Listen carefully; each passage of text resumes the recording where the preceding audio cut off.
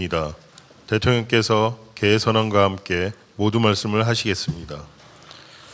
네, 제34회 국무회의를 시작하겠습니다.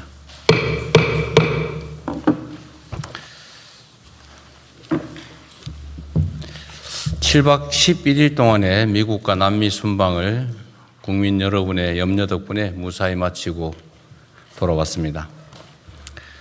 이번 순방은 초격차 산업 강국의 기반을 더욱 단단하게 다지고 글로벌 책임 강국이라는 위상을 한 차원 높이는 순방이었습니다. 특히 샌프란시스코 인공지능 선언을 통해 글로벌 빅테크와의 파트너십을 공고히 하고 자원이 풍부한 남미의 구리, 리튬 등의 핵심 원자재 공급망 협력 또한 한층 강화했습니다. 브라질과의 방산 협력도 매우 의미 있는 성과입니다. 지금 세계 각국은 국가의 명운을 걸고 국익 총력전에 나서고 있습니다. 이런 때일수록 우리가 우리 스스로 가진 첨단 제조 역량을 더욱 고도화하고 이를 지렛대 삼아 다양한 국가와의 수평적 협력 네트워크를 보다 폭넓게 구축해야 될 것입니다. 이번 순방이 대한민국의 더 나은 미래를 개척하는 또 다른 밑거름이 되고 무엇보다 국민 삶의 실질적 개선으로 이어질 수 있도록 관계부처 장관님들께서는 빠르고 차질 없는 후속 조치를 취해 주시길 바랍니다.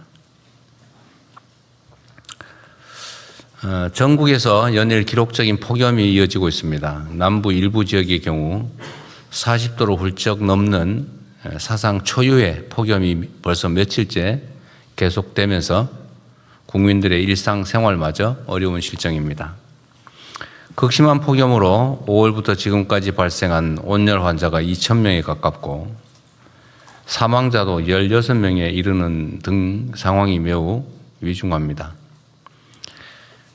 돼지, 닭 등 가축과 양식 어류의 집단 폐사, 농작물 피해 같은 재산 손실 또한 매우 큽니다. 더 큰 문제는 기상이변으로 극한적인 날씨가 앞으로 상당 기간 지속될 가능성이 높다는 점입니다.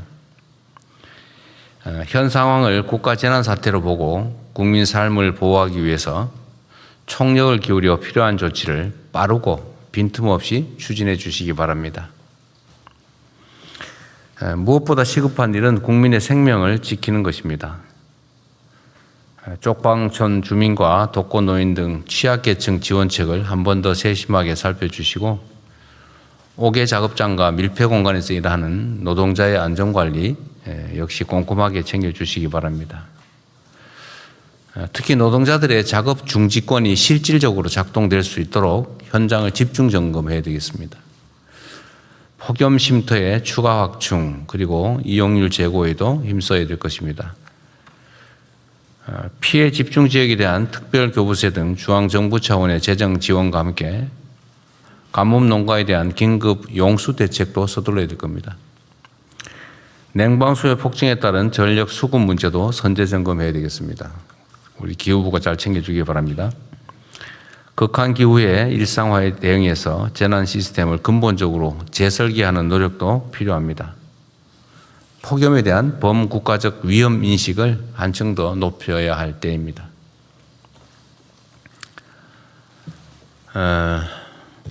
수사 기소 분리를 규정한 개정 형사소송법이 국회에서 의결됐습니다. 이를 두고 많은 논란과 이견들이 있습니다.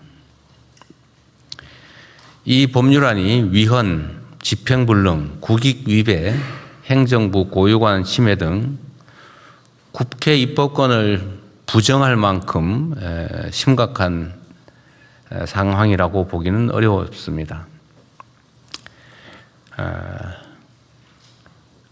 거부권 행사라고 하는 게 의견이 다르다고 할 수 있는 것은 아니고 상권 분리 원칙에 따라서 상대의 권한 행사 자체가 상권 분립에 위배된다, 헌정 질서에 위반된다라고 해야 상대의 권능을 부정할 수 있다는 게 어쨌든 헌법학계 의견이기 때문에 지금 상태로는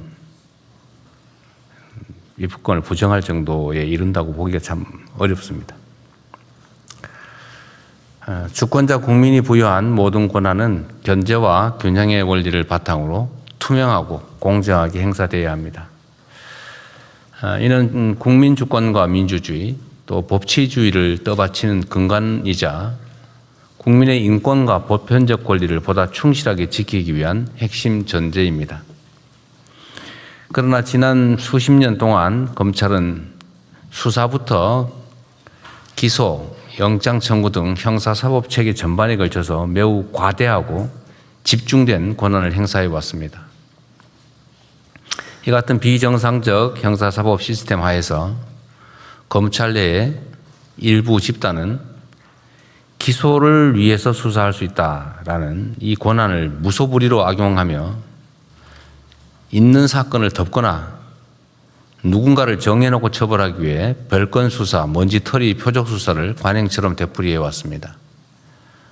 그 과정에서 무고한 국민들이 감내하기 어려운 피해를 입었고 심지어 스스로 삶을 저버리는 일도 자주 발생했습니다. 또한 묵묵히 자신의 직무를 충실히 수행한 대다수 검사들까지 정치검찰이라는 오명을 뒤집어 써야 했습니다. 수사 기소 분리는 이러한 비정상적 형사사법 시스템을 정상화하는 첫 출발입니다. 국민의 삶을 더욱 안정적으로 지키기 위해 모든 권력기관은 예외 없이 국민의 통제 아래 두겠다라는 사필 규정의 필연적 조치입니다. 국회의 형사소송법 개정으로 형사사법 체계의 선진적 정상화의 단초가 마련되었지만 또 한편으로 보면 경찰의 수사권 독점과 비대화에 대한 우려가 커지고 있습니다. 이러한 문제를 보완하기 위해서 관련 법령의 정비 또는 제도 정비 등의 후속 조치가 반드시 필요합니다. 특히 새로운 수사 시스템의 정착 과정에서 국민이 억울한 피해를 입지 않도록 수사 공정성, 그다음에 수사 역량 제고에 작은 빈틈도 없어야 되겠습니다. 이름과 역할은 변해도 국민과 법치를 수호하는 검찰의 책무는 조금도 가벼워지지 않습니다. 검찰은 대표적인 공익의 대표자인 만큼 인권 수호자로서의 책임을 보다 충실히 수행해 국민 모두의 검찰로 거듭나기 바랍니다. 민중의 지팡이인 경찰 역시 뼈를 깎는 자세로 내부 비리 근절과 피해자의 실질적 보호, 민주적 통제 강화에 총력 매진함으로써 믿음직한 국민의 경찰로 거듭나기 바랍니다. 개혁은 가죽을 벗긴다라는 의미입니다. 한 번의 제도 변경으로 쉽게 종결되는 그런 개혁은 세상 어디에도 없습니다. 국민의 눈높이에서 원래 취지대로 변경된 시스템이 제대로 작동하는지 세심하게 점검하고 부족하거나 잘못된 부분이 있다면 신속하고 과감하게 그리고 철저히 보완하도록 하겠습니다. 이상입니다. 이후 회의는 국무총리께서 진행해 주시겠습니다. 네, 이후 순서 진행하겠습니다. 먼저 부처보고가 있겠습니다. 첫 번째로는 대통령님 남미 3개국 순방 및 샌프란시스코 방문 성과와 후속 조치 계획에 대해서 외교부 장관, 과학기술정보통신부 장관께서 순서대로 보고하시겠습니다. 네, 대통령님의 남미 3개국 순방은 AI, 첨단 산업 협력 및 글로벌 사우스 외교까지 대한민국의 경제 외교 지평을 미국과 남미로 동시에 확장한 여정이었습니다. 남미 3개국은 전 세계 GDP의 3%를 차지하는 중요한 경제 파트너임에도 불구하고 그간 교역에서 그 협력 잠재력이 실현되지 못한 것이 현실입니다. 이번에 대통령님의 순방은 경제 협력을 포함해서 한국과 남미 간의 전반적인 협력 수준을 한 단계 끌어올림으로써 이들과 무역과 투자 기회를 확대하고 경제안보협력기관을 강화하는 기회가 됐습니다. 가장 큰 성과는 한국과 메르코수르 무역협정 추진을 위한 동력을 확보한 것입니다. 2021년 이래 교착 상태에 있는 협상 재개를 위해서는 메르코수르 GDP의 70%를 차지하고 있는 브라질의 지지가 결정적이었습니다. 대통령님의 정치적 결단과 룰라 대통령과의 긴밀한 유대, 그리고 이로써 올해 12월 협상 재개라는 발표를 할 수 있었습니다. EU 또 일본 등 주요 국가들과의 경쟁에서 이로써 우리 기업이 뒤처지는 일이 없이 관세 인하 혜택을 받을 수 있도록 노력하겠습니다.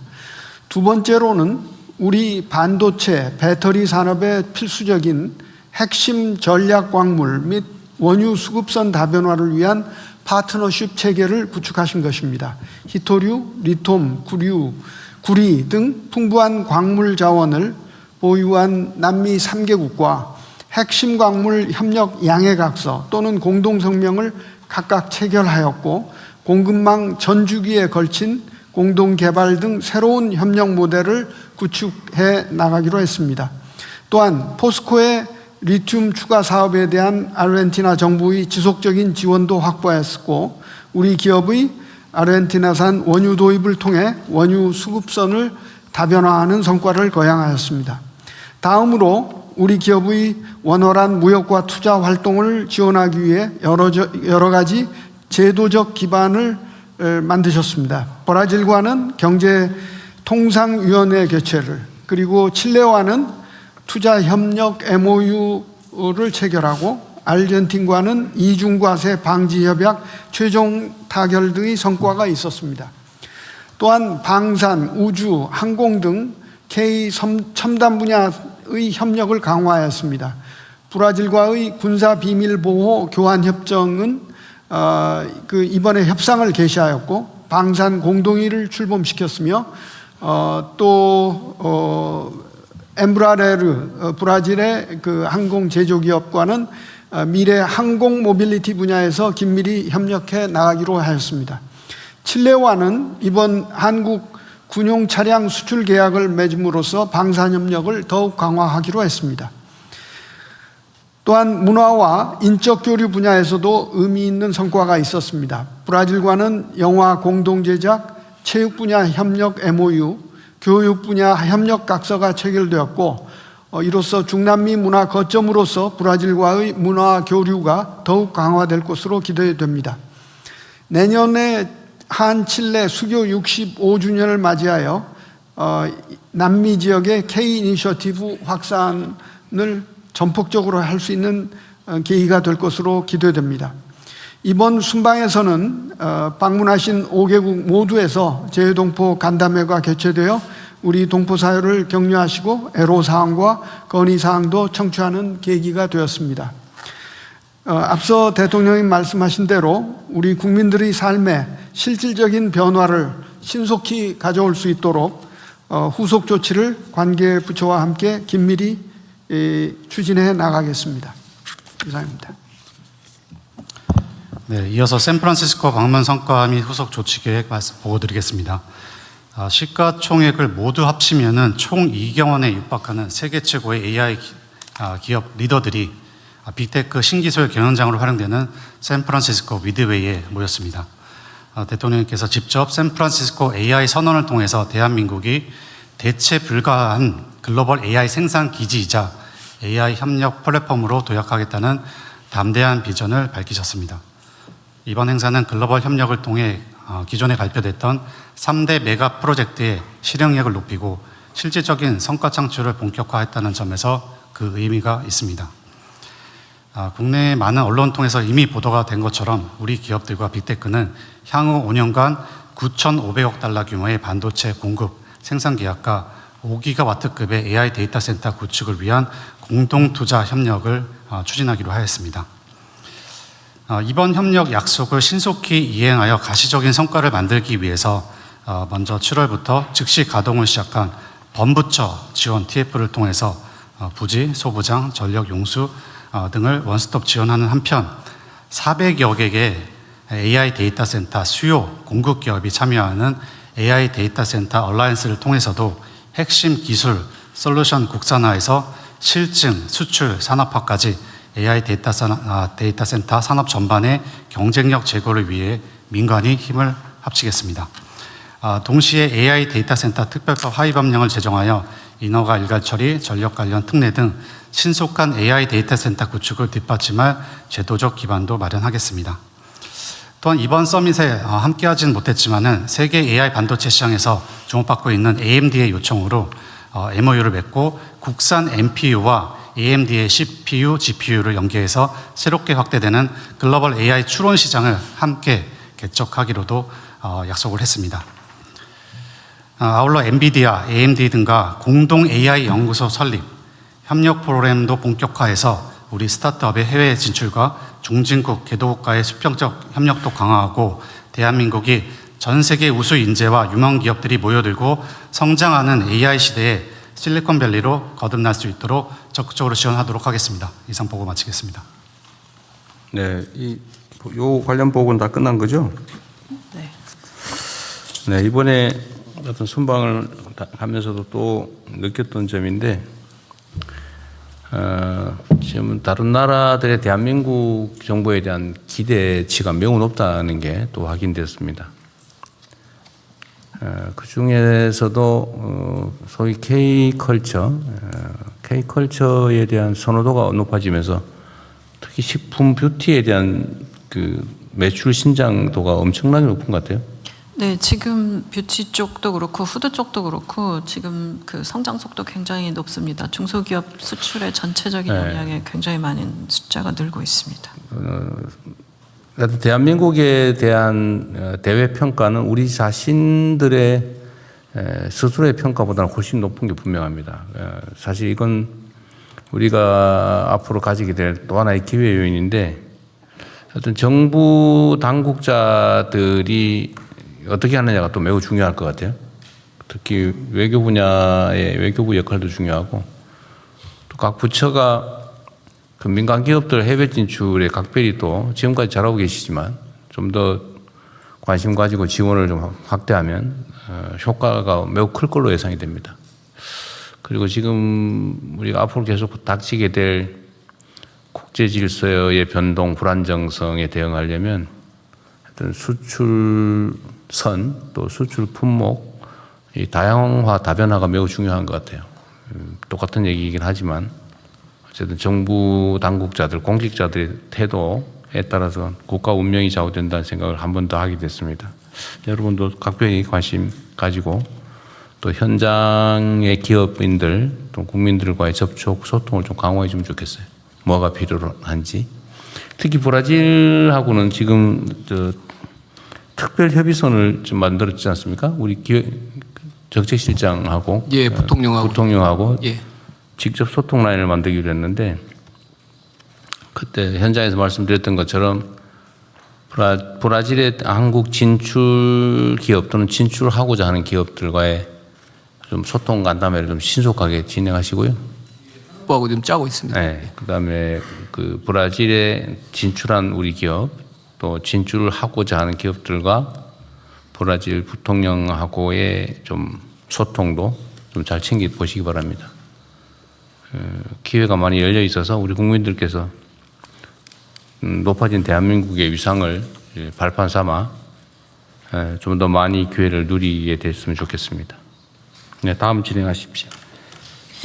네, 이번에 다녀오시면서 저는 사실 샌프란시스코 선언하시는 거 보고 메가 프로젝트 진행 이후에 이 그림이 좀 완성되어 간다, 채워져 간다라는 느낌이 들었습니다. 그리고 최근 들어서 나갔다 오시면 그 해외 기업들의 CEO들의 방문이 지금 잇따르고 있어서 가을에 관련 미팅 요청들이 굉장히 좀 많이 늘어나고 있는 상황입니다.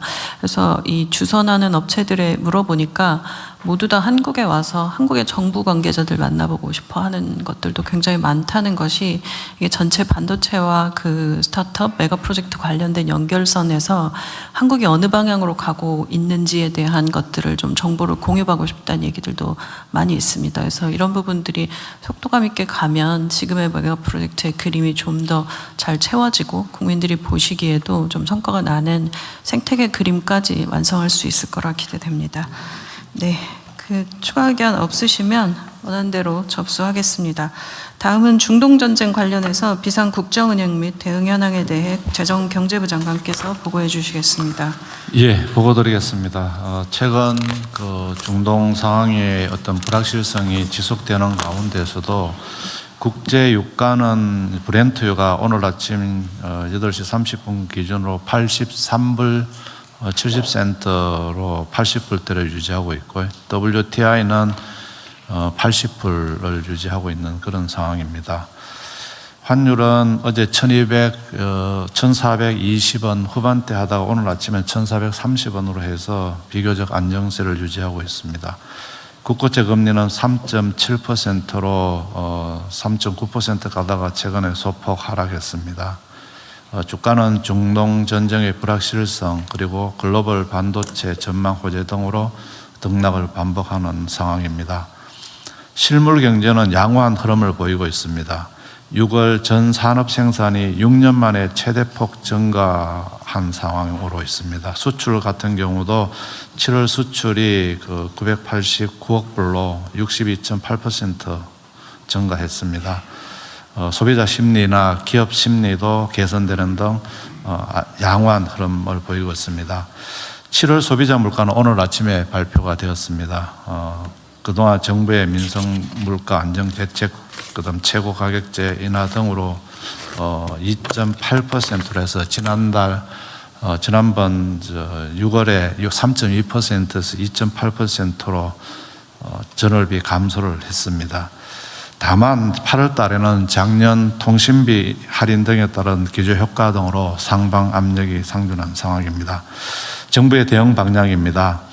중동 전쟁 상황이 안정성을 찾지 못한 상황이기 때문에 첫 번째로는 그 원유의 수급 안정에 최선의 노력을 다하도록 하겠습니다. 현재로서는 8, 9월 중에 전년 평균 대비 100% 수준을 확보한 상황입니다만 물량 도착에 애로가 발생하지 않도록 하겠다는 말씀을 드리겠습니다. 그래서 UAE 물량은 푸자이라 항을 통해서 지속 도입하고 홍해 통과가 불안할 경우에 대비해서 사우디 물량은 수에즈 운하라든지 수메드 송유관 활용하는 방안도 적극적으로 검토하도록 하겠습니다.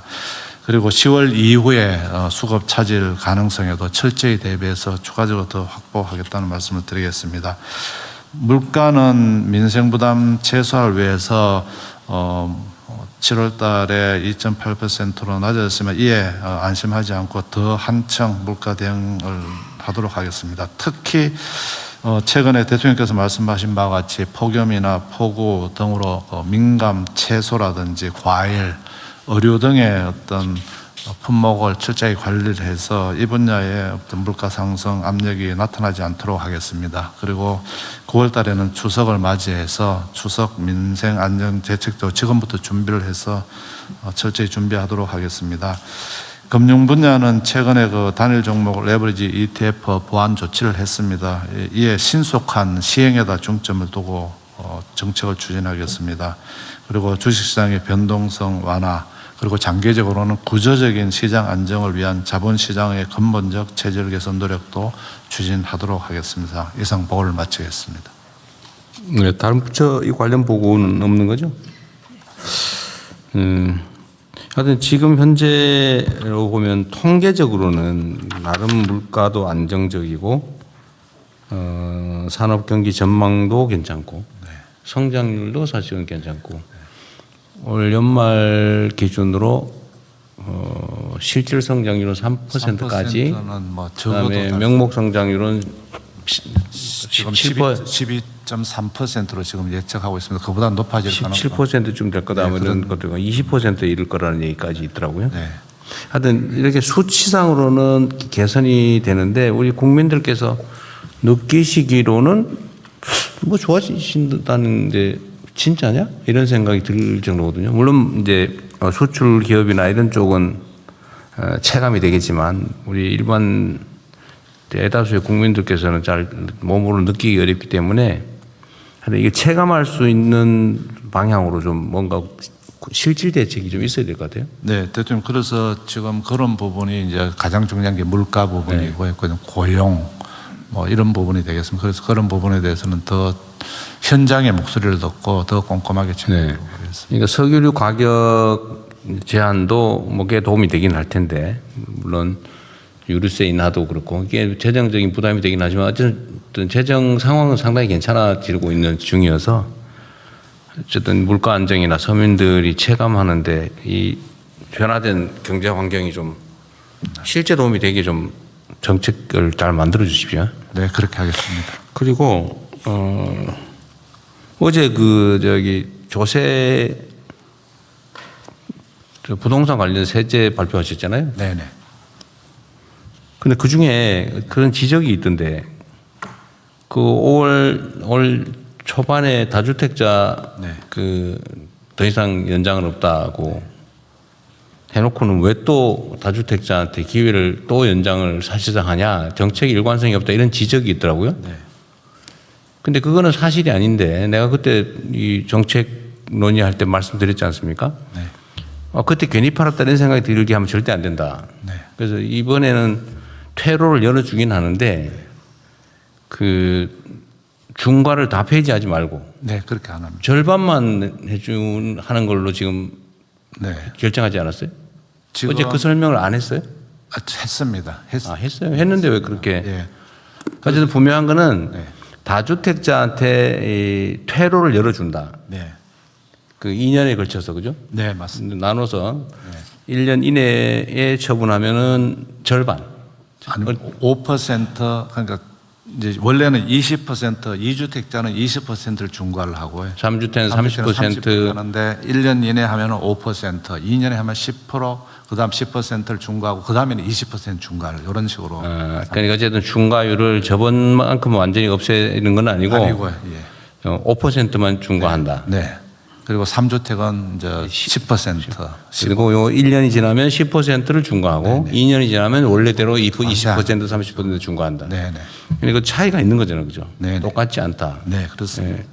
그래서 그런 오해들이 생기지 않게 좀 네. 정책 설명할 때 좀 잘해주면 좋겠어요. 네네. 특히 정책에 대한 신뢰도 정부가 이랬다 저랬다 하더라. 이거 별로 안 좋거든요. 예, 그렇게 하지 않습니다. 일단 결정 자체는 신중하게 한다. 예를 들면 지금도 조세 정책은 우리가 입법 예고를 해놨고 이제 국민 의견을 수렴하는 과정인데 그 사이에 지적되는 문제들 또는 더 좋은 제안 이런 게 있으면 우리가 결정 전이기 때문에 네. 수렴해서 변경은 얼마든지 할 수 있지만 일단 결정하고 나면 정말로 심각한 문제가 있지 않은 한 이랬다 저랬다 하면 안 되는 거죠. 네.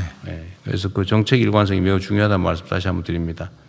그리고 결정은 신중하게, 결정하면 단호하게. 이래야 정부 정책의 신뢰도가 생길 겁니다. 어쨌든 우리 국민 여러분께서도 세금 얘기하면 참 정부 입장에서도 어렵습니다. 뭐 인기 있는 일도 아니고요. 그러나 조세 제도가 이렇게 정상화되지 않으면 이게 좀 형평성 문제가 생깁니다. 예를 들면 지금 근로소득세는 지금 조세율이 지금 49.5%가 얼마부터죠? 조세 최고가 아마 여러 가지 합치면은 49.5%인데 어느 금액부터예요? 그게 연소득. 연소득으로는 한 3억부터 올라가기 시작해서요. 한 3억이 최고 세율 시작이에요? 3억 최고 세율은 아니고요. 그 전부터일 건데. 어쨌든 내가 보면 한 1억 정도 아닌가 싶은데. 아닙니다. 최고 세율이. 최고 세율은 한 3억부터 조금씩 올라가서 너 아시는 분 없어요? 각종 근로소득세의 최고 세율이 어느 금액부터인지? 하여튼 그게 3억이라 치고 3억 정도의 연소득이 생기면 거의 절반 가까이 세금으로 내야 되잖아요. 그런데 지금 이 부동산은 양도소득이 막 100억대가 돼도 몇 억밖에 안 되잖아요. 근데 그것도 예를 들면 내가 살다 보니 우연히 그래 됐다고 하면 그거야 깎아주는 게 맞는데 투자용으로 사가지고 정말로 투자로 막 수십억을 벌었는데 세금을 거의 안 낸다. 이건 노동자들의 근로소득하고 너무 형평이 안 맞아요. 주거 보호의 취지에도 안 맞고 그건 투기를 보호한 거죠. 부동산 투자 투기를. 그래서 그런 건 조정을 하긴 해야 된다는 게 또 많은 분들의 의견입니다. 또 아무 의견을 또 저희가 좀 취합해보고 또 뭐 부당하거나 현저하게 잘못된 게 있으면 저희가 다시 시정하도록 할 텐데 의견들을 많이 주시기 바랍니다. 10억 초과 구간이 45%입니다. 10억 초과. 예, 그래서 거기에 이제 가산이 붙어서 49.5까지 됩니다. 네, 10억을 초과하면 내가 완전히 옛날 생각을 내가 하고 있었던 모양이네. 예, 알겠습니다. 하여튼 10억을 초과하는 소득에 대해서는 거의 절반을 세금으로 내는데 노동소득에 대해서는 부동산 소득에 대해서는 수십억이 돼도 지금 거의 안 내는 걸로 지금 돼 있잖아요. 예, 그건 문제다 그런 얘기입니다. 자, 다음 진행하시죠. 네, 추가 의견 없으시면 원안대로 접수하겠습니다. 다음은 폭염 가뭄 대처 상황에 대해서 행정안전부 장관께서 보고하시겠습니다.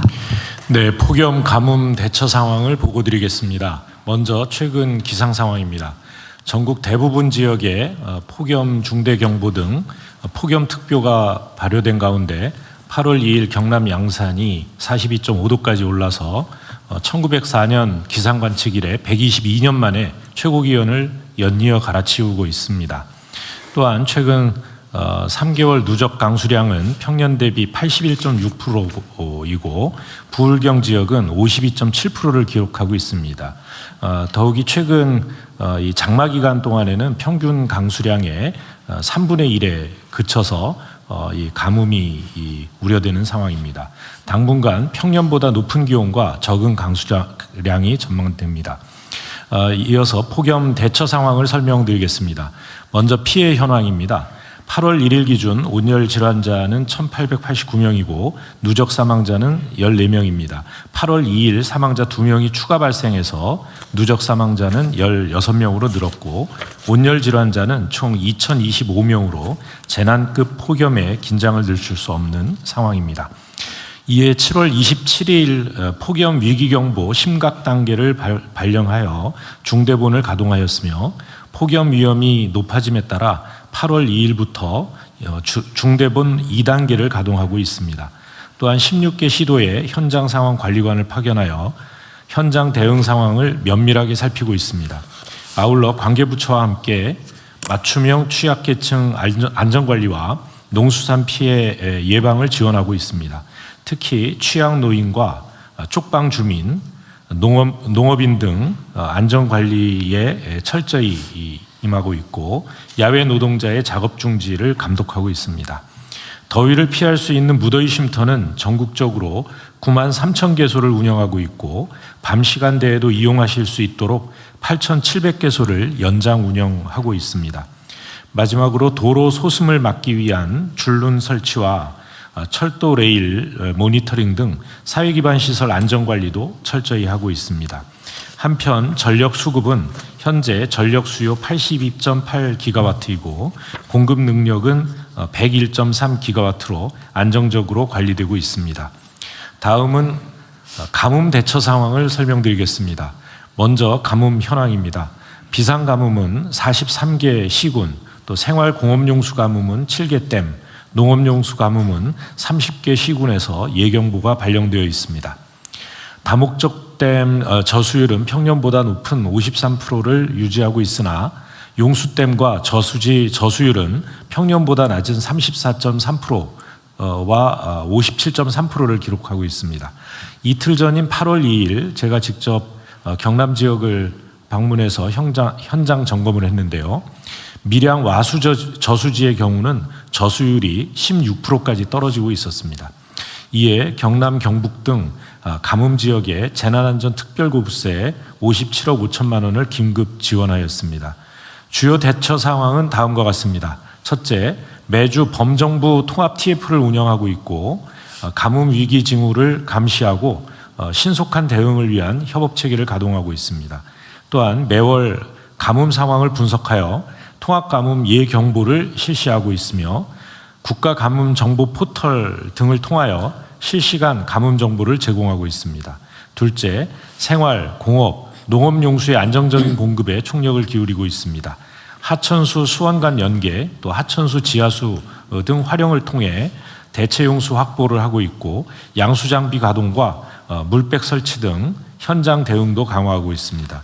셋째는 취약지역 댐 간 용수 연계 사업과 지하수 저류댐 확충, 송수관로 정비 등 가뭄 대응 기반을 지속 확충해 나가고 있습니다. 한편 작년 가뭄 피해가 발생했던 강릉의 오봉저수지는 8월 2일 기준 저수율 77.1%로 비가 오지 않더라도 141일에 용수 공급이 가능한 상황입니다. 현재 추진 중인 폭염 대책과 가뭄 대책을 차질 없이 이어가고 국민에게 피해가 발생하지 않도록 관계부처와 총력 대응해 나가겠습니다. 감사합니다. 네. 요 자료 중에 좀 뒤쪽에 가뭄 지도를 한번 보여주세요. 지금 보니까 영남 지역이 지금 상황이 좀 심각한 거 보네요. 네, 그렇습니다. 이 전남 쪽으로도 상황이 넘어오고 있습니다. 전남 동구 쪽이. 네네. 그리고 영남이 상황이 매우 심각하네요. 특히 경남. 이 작년에 강릉 때문에 난리였는데 식수 부족으로. 네. 근데 강릉은 나중에 보러 보니까 전국에서 지원해진 생수를 처리를 못 해가지고 어디다 쌓아놓고 해서 나중에 시끄럽더라고요.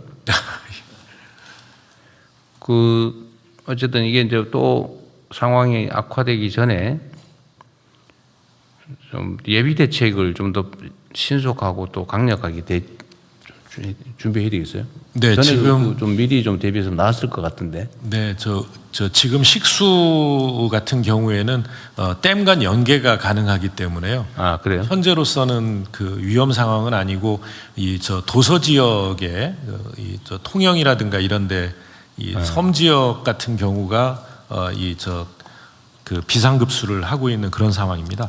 나머지는 괜찮고요. 오히려 지금 위험한 것은 농업용수가 그래요? 먼저 위험해지고 있습니다.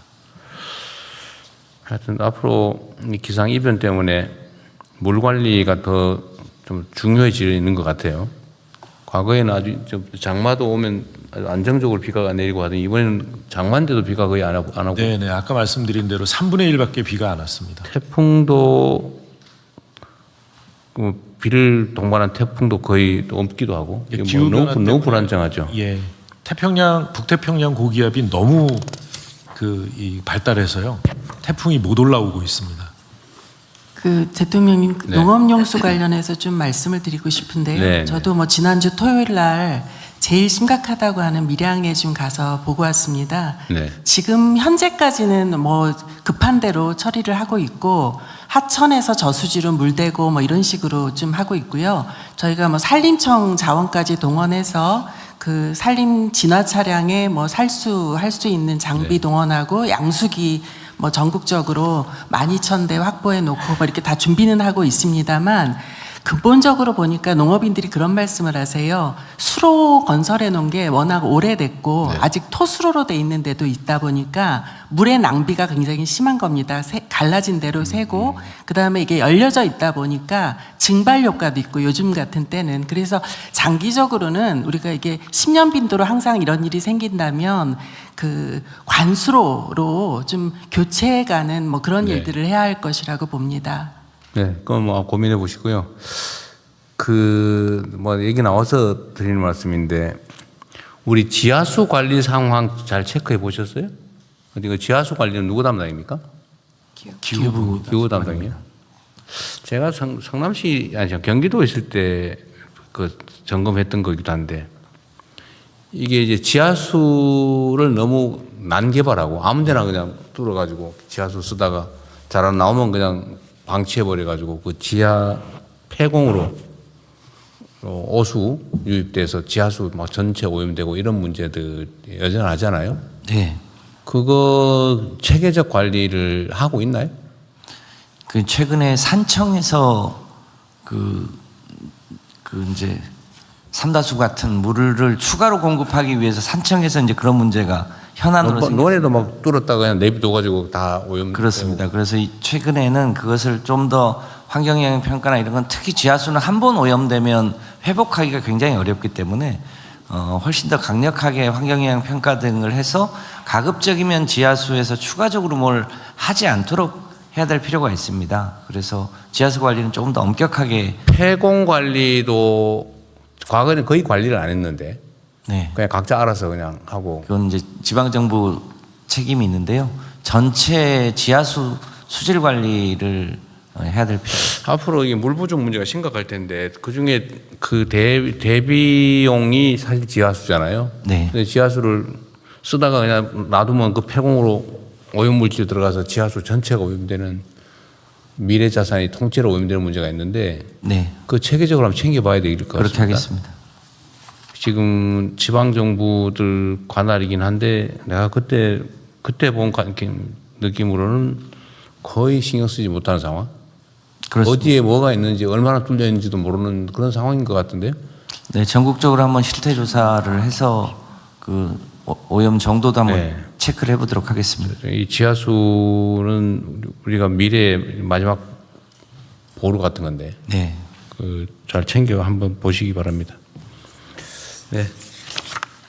저 대통령님 저 국민들께서 보고 계셔서요. 네. 꼭 그 폭염시의 국민 행동 요령 그러세요? 네, 한번 네. 말씀드리고 싶습니다. 네. 예, 폭염 경보나 폭염 중대 경보가 내려지면 우선 이 하시던 이 외부 활동을 중지하셔야 됩니다. 우선 외부 활동을 중지하시고 그다음에 두 번째는 이 무더위 쉼터나 이런 이 시원한 곳으로 이동을 하셔야 되고요. 그리고 나서 이제 이웃이나 가족의 안전을 서로 안부를 물어서 혹시 아직 대피를 못한 가족이나 친지가 있으면 안전한 곳으로 대피하도록 이렇게 안내를 해주시길 바라고요. 그 다음에 지금 민간에서 사용하고 있는 앱, 지도 앱이 있습니다. 이 카카오, 네이버, 티맵 이런 것을 통해서 지금 계시는 곳 주변에 무더위 쉼터가 안내가 되고 있습니다. 그래서 도저히 참기 어려우신 상황에 가까운 무더위 쉼터를 찾으시려면 지도 앱을 참고해 주시기 바랍니다. 네. 무더위 쉼터 치면 바로 가까운 데 나온다 그 말이죠. 예, 그렇습니다. 네. 이 무더위 쉼터 가끔씩 언론 요새는 안 나오긴 하던데. 언론들이 이제 무더위 쉼터가 가동될 시점이 되면 다 한번 체크해가지고 진짜 있나 가봤더니 문 잠겨 있고 아예 있지도 않은 가짜 주소고 이런 경우인데 요새는 그 보도가 없는 걸 보니까 잘 관리하고 있나 봐요. 예, 잘 관리하고 있고요. 일찍부터 무더위 쉼터 운영 예산을 특교로 다 보내서요. 각 지방 정부에서 관리를 하고 있습니다. 네. 또 대통령님 지시해 주셔서 한 8천여 곳을 그러니까 밤 늦게까지 네. 연장 운영을 하고 있고요. 읍면동에 단 한 곳도 그러니까 무더위 쉼터가 없는 곳이 없도록 최소 한 곳 이상 운영하고 있습니다. 네, 그게 제대로 실제로 되고 있는지는 관심 갖고 좀 챙겨봐야 될 것 같습니다. 노동부는 지금 여름 되면은 이 자주간에 일하다가 사망하는 산재 사고가 꽤 발생하는데 올해는 상황이 어때요? 원래 해마다 7월이 가장 산재 사망 사고가 많습니다. 여러 가지 복합적인 이유가 있지만 온도로 인해서 온열 질환도 있지만 집중도가 떨어지는 경우가 있는데 다행히 아직 공식 통계 발표가 안 됐습니다만 7월 달도 감소 추세는 유지되고 있습니다. 온열 질환으로 인한 사망자는 현재 2분 정도 보고되고 있습니다.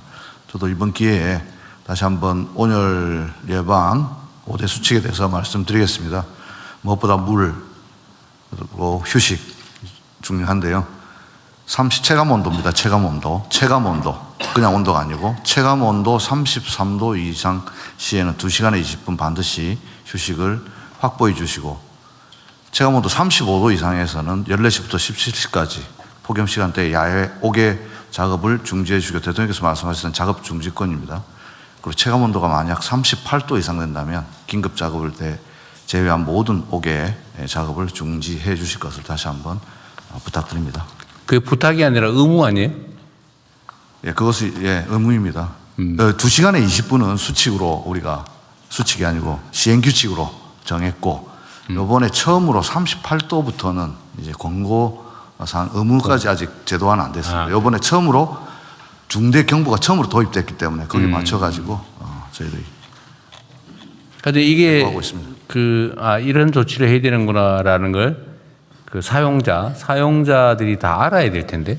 그래서 저희들이 사이렌이라 해가지고 중대재해가 발생되면 발령하는 사이렌이 있습니다. 사용자 현장 다 가는데요. 거기에다가 기상청하고 연계해가지고 중대 경보가 발생됐을 때는 실시간으로 전파하고 있습니다. 지금 중대 경보 시에는 민방위 사이렌도 울릴 계획입니다. 그래요? 근데 의외로 우리가 뜨거우니까 이렇게 생각하고 옛날에 열사병, 일사병 이런 관념인데 사실 지금은 그것보다는 훨씬 더 상황이 안 좋은 거죠. 이전하고는 비교할 정도가 안 됩니다. 네. 복지부도 말씀드리겠습니다. 네. 그 무더위 쉼터 93,000개 중에 한 7만 개 정도가 경로당입니다. 네. 저희가 대한노인회랑 지방정부랑 사전에 다 점검해서 냉방기기 작동 여부를 확인했고요. 한 6,000개 정도는 야간까지 운영하는 걸로 진행을 하고 있습니다. 가장 이제 사망자가 많은 그 연령층이 60대 이상 고령층이어서 고염 취약군에 대해서는 폭염 중대 경보가 내리면 생활지원사들이 하루에 2번 정도 전화로 안부 확인하고 있고 그 노숙인에 대해서도 매일 3회 정도 순찰하고 있고 또 쪽방촌에서도 무더위 쉼터를 운영을 해서 취약계층에 대한 보호를 지방정부랑 함께 협력해서 잘 관리하도록 하겠습니다. 네. 네, 지난주부터 미리 이제 점검을 좀 하고 있는데요. 지방정부랑 그 중앙정부 모두 다 미리 점검하니까 조금 더 미리 준비할 수 있다는 건 장점인 것 같고, 그리고 계속 말씀 주셔서 모두 다 좀 긴장하고 있습니다. 공직자들도. 그 현장 가면서 느낀 건 아까 노동부에서 말씀 주셨는데 계속해서 반복해서 얘기하면 사업장의 그 대표들도 좀 인지가 높아지는 것 같고, 좀 디테일하게는 지난번에도 이제 서로 얘기가 있었지만 온도계의 위치나 이런 부분에 대한 지침도 좀 세부적으로 세심하게 주시는 것들 필요해 보였습니다. 하여튼 작년에 제가 취임한 후에도 작업장에서 그 뜨거운 날씨 때문에 사망한 경우가 꽤 있었고 또 가보기도 하고 그랬는데, 하여튼 올해는 그런 일이 안 생기게 사전 예방을 좀 더 철저히 해주세요. 네, 현장지도 더 강화하도록 하겠습니다. 네. 그리고 참 사람 얘기가 나와서 목숨 얘기가 나와서 그런데 그 안전사고 사망 있잖아요. 그 행안부 소관일 텐데. 네네. 그 여름철 행락철. 네네. 뭐 무슨 수상안전사고가 많이. 네, 요새 내가 받는 보고로 보면 무슨 다슬기 줍다 사망하는 경우가 상당히 많고. 예. 그럼 맨날 뻔한 얘기인데 그 무슨 또 수영하다가 물에 빠져 죽는 경우도 꽤 많이 보고되는데. 뭐 스노클링이나 이런. 전체 추세는 좀 어떤가요? 어쨌든 우리가 제가 전에 미리 말씀드렸지 않습니까? 현장에 감시요원도 좀 추가 배치하고 또 감시요원들의 감시 행태도 지금 교정을 해야 된다. 여기 핸드폰 쳐다보고 있으면 안 된다 이거. 그런까지 했는데 좀 실제 조치는 어떤지, 그리고 실제 어떤 사망자 추세는 어떤지 혹시 아세요? 네. 실제로 사망자는 작년에 비해서는 줄어들고 있고요. 그런데 문제는 이제 물놀이장이라든가 이런 그 행락객들이 많이 몰리는 이런 곳은 다 안전요원들이 다 배치가 되어 있습니다. 그리고 2인 이상 배치가 돼서 안내를 하고 있고, 또 물에 들어갈 때는 이 구명조끼를 반드시 착용하도록 그런 곳에는 다 구명조끼가 그런 되어 있습니다. 그런데 그곳이 아닌 다른 곳에 이제 뭐 물놀이라든가 뭐 다슬기 채취라든가 아니면은 바다 낚시라든가 뭐 해루질 뭐 이런 걸 하다가 돌아가시는 분들이 많아서요. 그래서 그 비중이 굉장히 높습니다. 그래서 지금 각 지방 정부에다는 이렇게 안전사고가 난 지역에 대한 그 순찰을 강화하고, 그다음에 이제 공무원뿐만 아니라 그러니까 자원봉사자들까지도 동원해서 순찰을 해달라고 요청을 하고 있습니다. 네, 하여튼 사망자가 먼저 말씀드리죠. 사망자가 너무 많은 세상이고 너무 많은 나라에서 어쨌든 이 사망자를 줄이기 위한 노력을 다양하게 해야 되고요. 특히 우리가 이제 경제적인 여력이 많아졌기 때문에 과거처럼 뭐 사람이 인력이 없어서 못한다, 돈이 없어서 못한다 이런 소리를 하면 안 되죠. 네네. 사람 목숨을 구하는 일에는 예산을 아끼지 않으면 좋겠다. 네. 모든 영역에서요. 예. 산업재해든 자살사고든 자살사고를 잘 챙기고 계신 것 같긴 한데 자살사고든 뭐 안전사고든 교통사고 지금 어디 담당이지? 그 경찰 담당이죠? 예, 경찰청장 직무대행입니다. 교통사고 사망도 조금은 줄어든 것 같아요. 작년보다 한 3% 정도 줄었습니다. 그리고 고속도로에 그 겨울에 무슨 얼음? 살얼음? 예. 벌레가 있으라 그러나? 예. 벌레가 있어. 하여튼 그 안 보이는 얼음 때문에 미끄러져 사고 나는 지점을 통제를 하랬더니 어제 사망 사고나 그 사고가 좀 줄었다고는 하대요. 저 얼마 전에 보고서를 하나 봤는데. 예. 그러니까요. 그게 똑같은 자리에서 맨날 그 얼음 때문에 미끄러져서 사람 죽고 다치고 차 부서지고 하는데 사실 그거 좀 신경 쓰니까 줄잖아, 그죠? 예. 그렇습니다. 교통사고도 똑같은 장소에서 많이 나죠? 예, 맞습니다. 예. 그래서 그런 동일 장소에서 사고 발생 안 하게 하는 예방 조치는 좀 필요한 건 좀 많이 해주면 좋겠어요. 그러니까 예, 지금 교통의 신속함과 편의성도 중요한데 안전성도 그만큼 중요해졌죠. 우리가 먹고 살기 바쁠 때는 최대한 빨리 간다. 그래서 예, 그렇습니다. 그런 걸 보장해주기 위해서 위험을 감수했다면 이제 목숨이 귀한 시대가 됐잖아요. 예. 안전에 좀 더 비중을 옮겨야 되지 않을까 싶은 생각이 들더라고요. 예. 꼼꼼하게 점검하겠습니다. 모든 영역에서 이런 사람들을 죽고 사는 문제는 잘 챙겨주기 바랍니다. 네. 네, 명심하겠습니다. 추가 의견 없으시면 원안대로 접수하겠습니다. 다음은 그 경찰 수사 공정성 강화 방안입니다. 최근에 사실 장윤기 사건이나 형사소송법 개정 등에 따라서 국민 여러분들께서 좀 여러 가지 우려가 크신 점을 고려해서 해당 안건을 준비했습니다. 행정안전부 장관께서 보고하시겠습니다. 네, 경찰 수사 공정성 강화 방안을 보고드리겠습니다. 최근 말씀하신 대로 장윤기 사건으로 경찰 수사에 대한 논란이 계속되고 있는 가운데 형사소송법이 개정되고 중수청과 공소청이 출범을 앞두고 있습니다. 경찰 수사에 대한 권한이 이렇게 늘어나면서 국민들께서 많은 우려를 가지고 계신 것으로 알고 있습니다. 이에 경찰 수사에 대한 각종 통제 장치를 강화하고 경찰 내부적으로도 철저하게 쇄신해서 경찰 수사에 대한 국민 신뢰를 회복하는 계기로 삼고자 경찰 수사 공정성 강화 방안을 마련했습니다. 첫째, 공소청과 타 수사기관을 통해 상호간 견제하도록 함으로써 경찰 수사의 공정성을 제고하겠습니다. 형사소송법에 따라 검사의 보완 수사 요구에 대해서 수사기관이 원칙적으로 1개월 이내에 이행하도록 하는 등 한층 강화된 검사의 실효적 통제 방안을 충실히 이행하도록 하고요. 경찰 내부에 이와 관련된 전담 부서를 설치하는 등 통제 방안이 실질적으로 잘 작동할 수 있도록 철저히 준비하겠습니다. 또한 수사 지연, 위법 부당한 수사 등에 대해서는 사건 관계인이 이의 제기를 할 수 있도록 근거 규정을 신설하였고요. 이렇게 되면 검사가 시정 조치를 할 수 있습니다. 또 불송치 결정이 이루어진 경우에는 이 고발인들에게도 이의 신청할 수 있는 권한을 주어서 사건 관계인의 권리가 더욱 보장되도록 해야 했습니다.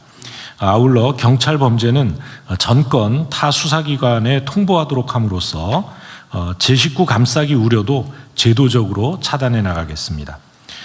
둘째는 경찰 수사 전반에 대한 민주적 통제를 강화해서 국민 권익을 보호하는 것입니다. 행정안전부 소속 국가경찰위원회를 실질화하면서 수사에 대한 감시 통제를 전담하는 경찰 수사 인권감찰 조사기구를 설치하겠습니다. 조사기구는 경찰 출신이 아닌 민간 조사관을 이 100여 명 이상 구성해서 인권 침해, 또 불공정 수사 비위 등을 객관적으로 조사하고 또 경찰청에 이를 이행하도록 조치 의무를 부과하겠습니다. 또한 사건 관계인의 신청에 따라 수사의 적법성 또 적정성을 심의하는 경찰 수사심의위원회를 법률로 규정하겠습니다. 특히 여성, 청소년, 장애인 등 사회적 약자 관련 사건에 대해서는 동위원회 내에 이를 전담하는 소위원회를 설치해서 외부 위원들이 전문적인 시각으로 한 번 더 검토, 판단할 수 있도록 하고요. 이를 위한 수사관 증원, 또 정권 접수, 즉일조사 등을 통해 이 피해자 보호에 더욱 힘쓰도록 하겠습니다. 한편 또 변호사회 사법경찰 평가 제도를 전국으로 확대하고 사건 관계인 설문조사 결과를 평가에 반영하는 등 환류 반영 체계도 강화하겠습니다. 마지막으로 경찰 수사 비위를 상시적으로 감시하고 비위 행위자에 대해서는 끝까지 추적해서 발본 세관하도록 하겠습니다. 경찰관 배우자 및 좀비 속 상피제를 도입하겠습니다. 또 순환 인사제를 확대 개편해서 지역 온정주의가 제도적으로 싹틀 수 없도록 차단하겠습니다. 이와 관련해서 전수조사를 실시한 결과 사건 관계인이 경찰관의 배우자나 좀비 속인 사건이 117건 확인되었고요. 이 44건에 대해서는 타관소 이송 조치를 하는 등 집중적으로 관리하고 있습니다. 또한 경찰청 본청에 내부 비리 수사대를 설치하고 민간 개방직인 인권감사관이 수사부서를 감찰하도록 하는 등 엄정 대응해 나갈 계획입니다. 평가 결과 하위 그 점수를 받은 과장팀장은 과감히 보임을 제한하고 비위 행위자는 수사부서에서 영구 배제하는 등 경찰 내부를 지속 쇄신해 나가겠습니다. 향후 계획입니다. 지난 7월 발족한 경찰 수사 개혁위원회를 통해 범죄 피해자 전문가 등의 의견을 수렴해서 세부 계획과 추가 제도 개선 방안을 마련하는 한편 기동대 재배치 등 이 개정법 시행 전에 그러니까 형소법 개정법 시행 전에 인력 예산을 보강하도록 하겠습니다. 또 국가경찰위원회의 기능 권한을 실질화해서 경찰에 대한 문민통제기구로서의 역할을 제대로 할 수 있도록 경찰법 개정도 추진하겠습니다. 관계부처의 적극적인 협조도 당부드립니다. 마지막 장에는 경찰 수사 내외부 통계 체제에 대한 도표가 나와 있는데요. 상단은 국가경찰위원회에 경찰 수사 인권감찰 조사기구를 설치하는 내용이고요. 오른쪽은 이번 법 개정에 따라 중수청, 공수처 등 다른 수사기관과 공소청 검사의 통제장치가 어떻게 강화되는지에 대한 내용입니다. 왼쪽은 사건 관계인의 권리보장 및 타 기관에 의한 통제장치 등에 대한 내용입니다. 마지막으로 가운데는 경찰 내부의 통제 체제입니다. 개방직 인권감사관의 수사감찰, 또 경찰 수사심의위원회 실질화, 또 내부 비리수사대 설치에 관한 내용이 담겨 있습니다. 이와 같이 한층 강화된 내외부 통제장치를 통해 이번 그 경찰의 수사 권한 강화를 계기로 더욱 이 공정하고 이 정의로운 경찰 수사가 이루어지도록 최선을 다하겠습니다. 이상입니다. 수사 결과에 대해서 이견이 있으면 고발인과 피해자가 이의 신청을 할 수 있다. 지금까지는 피해자만 할 수 있었는데요. 고발인도 그러니까 제3자가 할 수 있게. 예. 이의 신청하면 어떻게 됩니까? 이의 신청을 하면 그 검사가 우선 판단을 하게 됩니다. 검사가 판단하고 문제가 있으면 보완 수사 요구를 하고 보완 수사 요구에 불응을 하거나 이러면 징계 요구를 할 수 있고요. 그다음에 수사에서 배제 요청을 할 수도 있고요. 그런 것이 잘 안 들어질 경우에는 수사 관서를 변경할 수 있습니다. 변경이 뭐 인근 변경이 의무예요? 지금도 뭐 그런 비슷한 제도가 있긴 한데 변경 요청을 하면 그것을 받아들이게 지금 그게 형사소송법 의무냐 이 말이죠. 예, 저는 의무로 알고 있습니다. 그래요? 예, 그렇습니다. 개정 형사소송법이 이번에 개정이 돼서 검사가 보안 수사 요구를 정당하게 경찰관들이 잘 이행을 안 할 경우에는 상급 관청에 이렇게 수사를 하도록 할 수도 있고 타 수사기관에 이렇게 그 보안 수사를 요구할 수도 있고 돼 있습니다. 타 수사기관이라면 다른 경찰서 아니면 예, 중수청 중수청. 같은. 예. 경찰의 수사와 관련된 비위 행위에 대한 수사권은 어디가 같습니까? 공수처, 공수처, 중수청이 가지고 있습니다. 공수처와 중수청이. 예. 경찰관의 하위 직급 비위 행위는 공수처 소관은 아니고. 예. 그런 공수처가 경무관 이상, 그리고 하위직은 중수청입니다. 중수청으로. 예. 하여튼 이제 국민들의 걱정거리 중에 하나가 그 보안 수사 요구했는데 안 하면 어떡하냐. 제대로 안 하는 경우가 어제도 제가 언론 보도를 보고 내부 보고도 봤는데 보안 수사 요구했더니 4년 6개월 동안 묵살한 것도 있더라. 뭐 공소시효 지나버린 것도 있더라. 그런 얘기가 있더라고요. 그거 혹시 좀 예, 그거 해보셨어요? 제가 점검을 해봤는데 그게 네. 그 킥스 수사 시스템이 킥스 시스템이 그 완비되기 전에 이렇게 이제 조금 네. 누락이 있었는데 킥스 시스템이 완비되고 나서는 그런 사례는 없었습니다. 아, 그랬어요? 예. 그게 뭐 4년 6개월 지났던 건 아마 잊어버린 것 같고. 예. 잊어버린다는 게 사실은 공직자들로서는 있을 수 없는 일이죠. 그죠? 예, 그 시스템에 뭐 심각한 문제가 있는 거죠. 예. 수사 기록이 통째로 잊어버리고 있더라. 그건 말이 안 되잖아요. 수사를 하다가 잊어버렸다. 예, 그렇습니다. 있을 수 없는 일인데 어쨌든 앞으로는 그런 일이 절대로 있을 수 없게 만들어야 되겠죠. 예, 이번에 형사소송법이 개정이 돼서 수사 기록은 전체를 전산으로 입력하게 의무화되어 있습니다. 그리고 수사상의 범죄 행위 예를 들면 뭐 물론 법 왜곡죄가 있긴 한데 법 왜곡죄로 처벌도 되겠지만 제가 이건 또 다른 부처와 관계된 거기도 한데 얼마 전에 경찰서장이 좀 문제를 일으켜서 징계를 했는데 징계 결과를 알려달라니까 이건 사생활의 비밀이다 그러면서 안 가르쳐 줬다고 어디 나오더라고요. 근데 공무원들 징계 내용은 예, 그 징계에 대해서는 비공개라고 하던데. 예, 맞아요? 그 법원 판사 징계법, 그다음에 검사 징계법은 법에 규정이 있어서 공개를 하게 돼 있는데. 공개가 의무인데. 예, 그렇습니다. 그 외 공무원들의 징계 사항에 대해서는 공개하면 안 된다는 법이 있어요?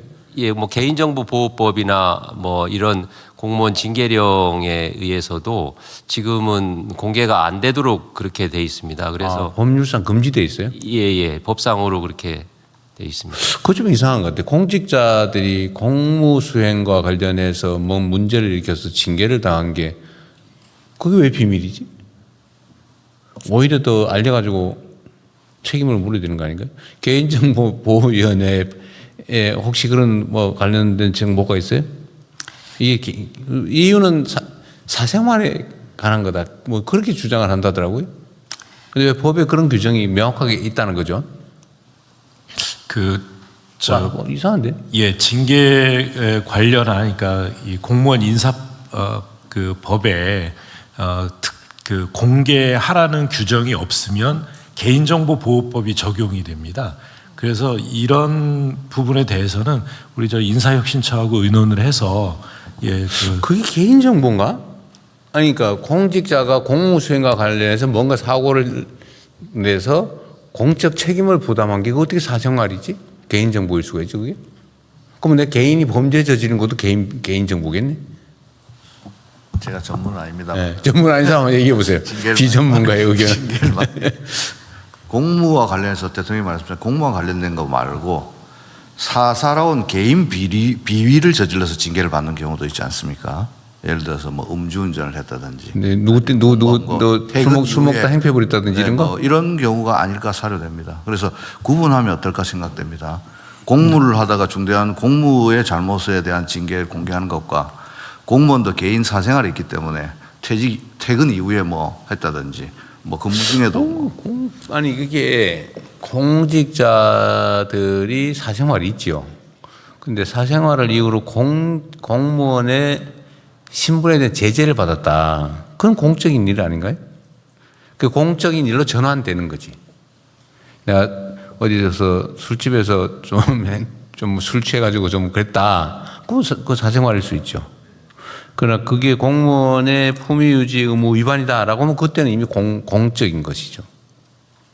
혹시 법제처나 뭐 그 의견 있어요? 그 부분은 뭐 생각은 못했습니다. 한번 검토는 해보도록 하겠습니다. 네. 인사혁신처도 검토해본 일은 없을 것 같고. 네, 저희도 살펴보겠습니다. 개인정보위원회 아까 뭐 말씀하실 것 같은데 한번 해보세요. 네, 개인정보법에서는 이제 사실 뭐 개인정보를 최소한으로 수집하라는 원칙이 있습니다만 이제 이게 실제로 공익에 필요하다라고 하고 관련된 법적 근거가 있다 그러면 당연히 이제 공개할 수 있는 문제라고 생각이 됩니다. 그래서 이게 어떤 것들이 그 정의되지 거기 어디선가 법에 분명하게 이렇게 규정돼 있지 않다고 해서 그걸 할 수 없다 이렇게 접근할 수 있는 건 아니고요. 기본적인 이제 원칙만 저희는 이제 그 최소 수집을 하라 그리고 이렇게 그 목적에 쓰라 이런 것들이 이제 개인정보법에 되어 있는 것이지 어떤 거를 공개할 수 있다 없다에 대한 내용들은 아닙니다. 그래서 그 개인정보법 때문에 할 수 없다라고 하는 거는 그냥 좀 일반적인 오해 있을 수도 있고요. 그러니까 제가 봐도 그런 전반적인 상황을 좀 구체적으로 살펴볼 필요가 있습니다. 그러니까 경찰청장님 그게 그 공개하면 안 된다는 법이 있는 건 아니죠. 예. 해석상 그렇다고. 예, 해석상 그렇습니다. 사생활의 비밀을 보호하도록 규정이 되어 있습니다. 그 사생활의 비밀이라고 하기는 예, 사실 좀 한번 그렇죠. 예, 그건 한번 어디가 점검해 볼까요? 법제처가 해보실래? 제가 검토하도록 하겠습니다. 인사혁신처하고 좀 의논해가지고 나는 공직자들의 징계는 공적 사안이라고 보여줘서 그건 당연히 알아야 되지 않나. 퇴직한 다음에 뭐 혹시 모르겠는데. 저도 그렇게는 생각하고 있습니다만 대통령 말씀대로 공무원 징계령은 저희가 가지고 있는데 그것을 공개할 수 있는지 여부는 확실치 않아서 그걸 확실하게 파악한 다음에 보고 드리도록 하겠습니다. 그러니까 특히 아까 저기 노동부 장관의 분류도 나름 일리가 있는데 공적 사안에 관한 것이라면 그건 너무 당연할 것 같고 예를 들면 수사관이 수사 비리를 저질러서 징계를 당했는데 안 가르쳐줘? 그건 사생활의 비밀이다? 그 사생활 아니잖아요, 확실히. 그죠? 공무 수행과 관련된 거라면? 그건 사생활이라고 할 수 없는 거죠. 근데 사생활과 관련된데 징계를 당했다. 공적 사안도 전환이 된 거 아닌가 싶고. 하여튼 그 논의를 좀 해볼 필요가 있을 것 같습니다. 네, 한 가지만 더 말씀드리면은 그 기본적으로 방향은 좀 설정이 먼저 돼야 될 것 같습니다. 그러니까 이거를 적극적으로 정부가 나서서 국민들한테 공개하느냐, 아니면은 국민들이 요청했을 때 공개하느냐, 아니면 그 뭐 일부러 뭐 또 그건 다 이렇게 그거는 또 하나의 제재이니까. 예, 대통령님 인사수석입니다. 지금 현재 뒤쪽입니다. 그 공무원 그 행동 강령에 따라서 그 각 부처 단위에서는 그 일정한 주기에 따라서 그 징계 사유라든지 뭐 대상 뭐 이런 것들은 전체적으로 공표는 하고 있는 경우가 많이 있습니다. 다만 그 실명으로 공표가 되고 있지는 않습니다. 그래서 그런 부분들에 관해서는 추가적인 논의가 좀 필요할 것 같습니다. 근데 제가 왜 이 얘기를 하냐면 공직자들은 개인 사인과 다르게 공적 권한을 가지거든요. 힘을 가진다고요. 이 권한이라고 하는 게 타인에게 자기의 의지를 관철하는 힘이잖아요. 강요할 수 있는 힘이란 말이에요. 그 힘을 가진 공직자, 공적 권한을 가진 공직자들은 다른 사람에 대해서 우월한 그런 힘을 갖기 때문에 책임을 또 그만큼 져야 돼요. 권한이 큰 만큼 책임이 커지는 거거든요. 권한의 양과 책임의 양은 동일해야 되는 거예요. 그런데 경찰이 지금 엄청난 권한을 갖게 됐단 말이에요. 예를 들면 수사 개시권, 수사 종결권까지. 예, 그렇습니다. 그다음 강제 수사권까지. 과거에 뭐 검찰이 문제가 됐던 거는 그런 유명한 얘기가 있지 않습니까? 덮어서 벌고 만들어서 출세한다. 있는 사건 덮어주면서 돈 벌고 부정부패해서 없는 사건 만들어가지고 정치적으로 출세하더라. 그런 얘기가 있었잖아요. 이게 수사권, 기소권을 가지고 있으니까 기소를 목표로 수사를 조작을 하는 거죠. 실제 많이 했잖아요. 근데 이것 때문에 이제 검찰 개혁 논란이 촉발이 됐고 아예 수사 기소를 분리하자 뭐 타당하잖아요. 그래서 분리를 했어요. 근데 문제는 이제 경찰과 이제 중수청, 그다음에 중수청이죠. 그다음에 공수처 이 세 기관이 수사의 이제 최종 종결권까지 다 가지게 됐는데 일반 범죄에 대해서도 경찰이 수사 종결까지 다 할 수 있고 수사 개시도 다 할 수 있고 그렇게 돼서 권한이 엄청 커졌는데 그에 대한 상응하는 책임을 졌냐, 질 수 있냐, 또 질 마음의 자세가 돼 있느냐는 다른 문제 같아요. 저도 변호사를 오랜 세월 동안 했지만 뭐 검찰은 물론이고 경찰도 수사 못 믿겠더라고요, 내 입장에서. 저는 보통 개인 간의 분쟁이 민사 분쟁과 형사 분쟁이 뭐 동시에 발생하잖아요. 그래서 저는 절대 고소하지 못하겠어요. 전혀 다르게 사건을 많이 만들어가지고 오더라고요. 어째 법원은 경찰이나 검찰의 공적 결정을 일단 존중하다 보니까 제대로 된 재판이 아니라 왜곡되더라고요. 그래서 저는 평생 아예 못하게 민사 분쟁과 관계되면 못하게 권장을 했는데 그 불신이 지금 상태에서도 완전히 해소된 건 아니에요. 저 개인적으로도. 뭐 개인의 감정이 중요한 건 아니지만 일반 국민들의 심정도 상당 정도 그런 측면이 있거든요. 예. 그러면 이제 수사에 대한 종결권, 이게 뭐 어떤 사건이라고 하는 게 뭐 아무거나 경위 사건도 있지만 대개의 경우는 개인이나 회사나 무슨 법인이나 인생과 운명을 결정을 하는 경우가 많거든요. 예. 심지어 가해자가 피해자 되고 피해자가 가해자 돼가지고 감옥 가고 막 돈 뺏기고 전 재산 뺏기고 막 이런 경우도 있더라고요, 내 보니까. 그런 엄청난 권한을 가졌으니 그에 상응하는 책임을 져야 되는데 지금까지 예를 들면 수사에 관한 비리를 저질렀다 이러면 그냥 뭐 우리가 보기에는 경찰 자신들은 중징계다, 뭐 정직 몇 개월, 뭐 감봉 몇 개월 이러면 중징계로 분류하잖아요. 근데 우리 국민들이나 피해자 입장에서 보면 아니 내 사건을 저렇게 망가뜨려 가지고 가해자 피해자를 뒤집어 놓고 내가 진짜 자살하고 싶을 정도가 됐는데 결국 그 담당했다는 경찰은 뭐 감봉 몇 개월하고 계속 수사하고 또 딴 데 가서 그거 하고 있고 이해가 안 되는 거예요. 과연 권한을 크기만큼 책임을 지고 있냐? 내가 하는 수사 업무가 얼마나 엄중한 일인지 각성하고 있냐? 내가 이걸 최선을 다하지 않을 뿐만 아니라 고의로 이걸 왜곡하고 막 증거 슬쩍 숨기고 뭐 없애버리고 이래가지고 내 사건을 뒤집어서 반대로 만들면 어떤 일이 벌어지는지에 대한 그 엄중함을 갖고 있냐. 저 자신이 좀 없어요, 아직까지는. 그래서 수사에 관련된 비리나 비위에 대해서는 지금까지와는 다른 더 높은 책임을 확실하게 요구해야 될 것 같고요. 예. 또 책임도 지금처럼 뭐 내부에서는 어떻게 평생 해온 경찰관직을 못하게 하냐, 파면 해임할 수 있냐, 그 생각하고 그냥 정직 3개월 뭐 최대로 하고 이렇게 하는 것 같던데 이제는 권한이 더 커졌기 때문에 명백한 수사상의 비위를 저지른다 그러면 최소 해임 파면해야 되지 않냐. 제가 보기에는. 아니면 아예 영구적으로 수사는 앞으로 하지 말고 다른 일 해라. 무적격자다. 예. 그 영구 배제 결정이라든지. 어쨌든 좀 이 엄중하게 책임을 물어야 되지 않을까 싶어요. 예. 그래야 국민들의 신뢰도 올라갈 거고 또 수사를 담당한 수사관의 책임의식, 책임감도 좀 높아지지 않겠냐 싶고요. 또 한 가지는 수사기소 분리와 보안수사 문제에 대해서 온 국민들이 갑론을박하면서 걱정이 많지 않습니까? 예. 아까도 제가 말씀드려서 이따 의결하겠지만 이게 보완 수사를 허용해야 되냐 말아야 되냐, 뭐 만약에 허용 안 한다면 어떤 보완 조치가 필요하냐 가지고 지금 계속 갑론을박인데 어떤 게 절대 진리라고 뭐 단정하기는 좀 어렵지만 걱정이 있는 건 사실이란 말이에요. 예. 그 걱정이 어느 날 검찰한테 대한민국이 너무 많은 권한을 줘서 이게 악용되다가 정치적으로 뭐 편향되고 하다가 이런 막 엉망진창이 돼버렸는데 결말은 그렇게 결코 아름답지 않단 말이에요. 예. 그럼 경찰은 그럼 괜찮을까?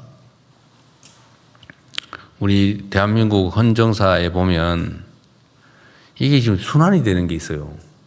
처음엔 경찰 가지고 독재했지 않습니까? 그 엄청난 사건이 벌어졌죠. 사람들이 죽고 대통령이 하야하고 그 다음에 이제는 군인이 무력을 행사해가 또 독재했지 않습니까? 근데 그거 어떻게 좀 정리하고 나니까 그 다음에 검찰이 사실상 검찰 독재를 했단 말이에요. 검찰 권력을 이용해가지고 일종의 독재를 한 거죠. 없는 사건 만들고 아무데나 그냥 편파 수사에 별건 수사에 그냥 먼지 털이에 그거 하다 이렇게 돼버렸잖아요. 근데 이제 경찰이 엄청난 권한을 갖게 되는데 과연 앞으로는 완전히 안전한 걸까라는 우려를 안 할 수가 없거든요. 그러니까 경찰 스스로의 책임의식도 매우 중요하다. 예, 알겠습니다. 그리고 이제 앞으로 경찰에 대한 공격이나 이런 게 매우 높아질 수 있어요. 근데 감시 견제겠죠. 감시 견제가 매우 높아질 겁니다. 지금까지는 비교할 수 없을 정도로. 온 세상 사람들, 온 다른 권력기관들이 경찰이 뭐 잘못하나 이것만 찾을 거예요. 이게 나쁜 게 아닙니다. 책임이 높아졌으니까. 예. 당연히 잘하라고 하는 거고 걱정돼서 하는 걸 테니까 미리 충분히 좀 대비를 하십시오. 대비한다는 게 숨기라는 뜻은 전혀 아니고 당연히 그런 일이 벌어지지 않게 정말 높은 책임감으로 높은 윤리의식으로 엄정하게 중립적으로 철저하게 범죄 피해자들 억울하지 않게 또 억울한 피해자 생기지 않게 노력해야 됩니다. 예, 유념하겠습니다. 네. 참 걱정이 많습니다. 또 그러나 이게 끝은 아니니까 사람 사는 세상에 사람이 만든 문제는 또 사람이 다 해결할 수 있죠. 문제가 있으면 보완하고 또 부족한 게 있으면 채우고 그렇게 해나가야 되겠습니다. 어쨌든 행안부도 신경을 써야 될 게 많습니다. 예. 제도 보완이나 이게 지금 이게 시간도 그리 많지 않고 단순한 문제가 아니라서 그래서 억울한 범죄 피해자들 생기지 않도록. 네. 장윤기 사건이라고 그 한 개의 사건으로 상징되지만 얼마나 억울하겠어요. 있을 수 없는 일이 어쨌든 벌어지고 개인으로서는 목숨이 걸리거나 인생이 걸린 일입니다. 네. 공무원은 처리하는 수십 수백 개 사건 중에 하나일 뿐이지만 당사자는 인생이 목숨이 걸린 일이에요. 그게 공무원들이 하는 일이죠. 네, 워낙 중요한 일이라서 좀 말이 길었네요. 네. 네, 추가 의견 없으시면 원안대로 접수하겠습니다. 다음으로 문체부 주요 정책에 대한 홍보 영상 상영이 있겠는데요. 그에 앞서서 최근에 자료를 보니까 우리나라를 찾은 해외 관광객이 굉장히 많이 늘고 있는데 네. 더구나 이분들이 한국에서 쓰고 있는 카드 결제액의 증가액이 전년 대비 굉장히 높은 수치여서 그 부분은 한번 문체부 장관님이 좀 설명해 주시고 그리고 저희가 어떤 부분에서 좀 해외 관광객들을 위해서 지방으로까지 갈 수 있는지 이런 부분에 대해서도 추가로 한 번 더 저희가 전략은 나중에 한 번 더 세워봐야 될 것 같습니다. 설명해 주시고 영상 상영도 소개해 주시면 좋겠습니다. 네, 방금 총리님 말씀처럼 지방 외국인들이 들어와서 지방으로 가는 비율도 매우 높아지고 있습니다. 올 상반기에 외국인 방한 관광객이 중동 전쟁에도 불구하고 지난해보다 21% 그래서 1,071만 명으로 역대 최고치를 기록했습니다. 그런데 더 반가운 거는 외국인들의 지방 관광이 27%나 큰 폭으로 늘어나고 있습니다. 지방 공항이나 항만으로 들어오는 숫자도 28%나 증가를 했고요. 외국인들의 KTX 이용률도 올 들어서 60%나 증가했습니다. 특히 이 숫자들은 최근 들어서 점점 더 늘어나고 있는 그런 추세인데요. 6월에 김해, 대구, 청주 등 지방공항으로 들어온 관광객이 작년보다 42%나 급증했습니다. 그만큼 외국인 관광객이 이제는 수도권을 벗어나서 대한민국 곳곳으로 관심을 넓히고 있고 또 그렇게 유도하기 위한 여러 정책들이 현장에서 잘 작동하고 있다는 반증이어서 매우 반가운 현상입니다. 외국인 관광객 증가는 지역의 경제력 활력으로도 이어지고 있습니다. 총리님 말씀하셨듯이 외국인이 신용카드로 결제한 숙박, 음식점, 쇼핑 같은 이 관광 분야 소비액이 올 상반기에 10조 원을 넘겼습니다. 이건 작년보다 3개월이나 빠른 속도입니다.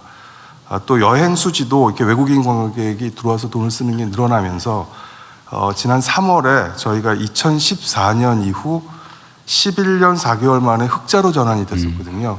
그게 지금 3개월 연속 계속 흑자 상태입니다. 이제 6월 거가 이제 곧 발표가 될 텐데 어떻게 될지 주목하고 있습니다. 그래서 아무쪼록 이 지역 관광을 더 활성화해서 우리 국정목표인 외래 관광객 3천만을 조기에 달성할 수 있도록 최선을 다하겠습니다. 영상 하나 준비했습니다. 문체부 청년 문화정책 홍보 영상 어떤 즐거움을 눌러볼까요? 라는 제목의 영상인데요. 요즘 MZ세대의 필수템 하나가 키캡이라고 합니다. 이 키캡이라는 게 컴퓨터 자판 그 글자 위에다 올리는 그 덮개를 의미하는데요. 이걸 키링처럼 가지고 다니면서 뭔가 스트레스 받거나 힐링이 필요할 때 이걸 손가락으로 딸깍딸깍 이렇게 누르면 뭔가 소소한 재미나 어떤 그런 쾌감을 느낀다고 합니다. 맞아요. 여기서 이제 저희가 아이디어를 얻어서 키캡을 딸깍하고 누를 때마다 뭔가 청년에 관련된 여러 문체부의 그 문화 정책들이 청년들의 일상과 함께 펼쳐지도록 그렇게 영상을 구성한 건데요. 작은 딸깍임 하나가 청년들의 하루를 다채롭게 바꿔주듯이 문화부의 정책도 그런 존재가 됐으면 하는 마음을 담았습니다. 영상을 한번 같이 보시겠습니다.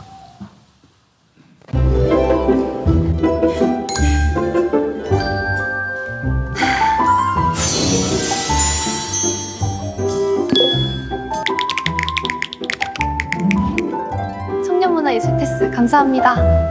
자, 이제 공연 보러 가자. 뜬뜬머니 정립해볼까? 와, 바로 정립됐다. 와, 반값 여행 이벤트래. 진짜 최소 10만 원 지원? 가족이랑 가면 50만 원까지? 대박, 우리도 신청하자. 우리 오늘 영화 보는 거 6,000원 쿠폰 할인 받은 거야. 뭐, 우리 이제 영화관 자주 오자. 영화 이제 시작한다. 와, 기대된다. 너 연기 너무 부족해.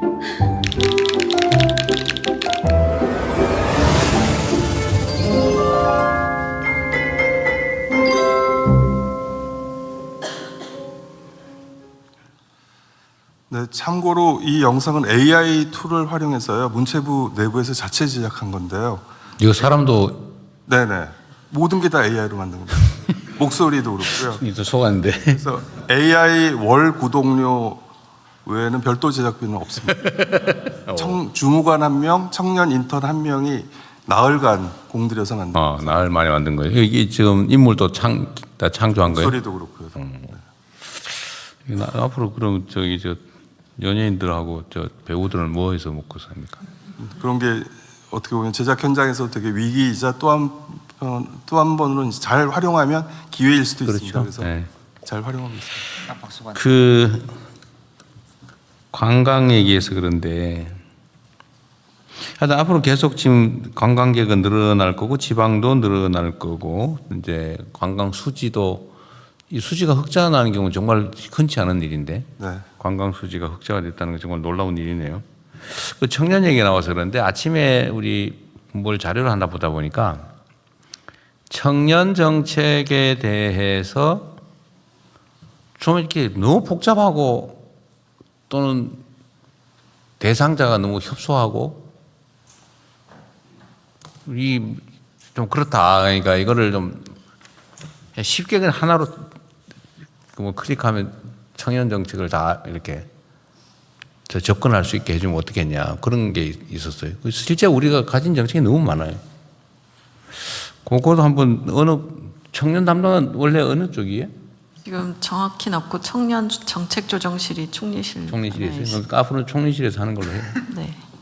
청년 정책 총괄은 일단은 총리실에서 하는 예, 걸로. 저희가 보고 이제 말씀 주신 것처럼 정책도 너무 많고 대상도 누구인지 명확하지 않는 나이만 가지고 계속 얘기를 하고 있고 해서 그 부분 좀 정비를 해야 될 것 같습니다. 그냥 자기 전에도 자꾸 얘기했지만 자기 주민등록번호나 자기 인증을 딱 넣으면 그냥 주룩 뜨게. 네.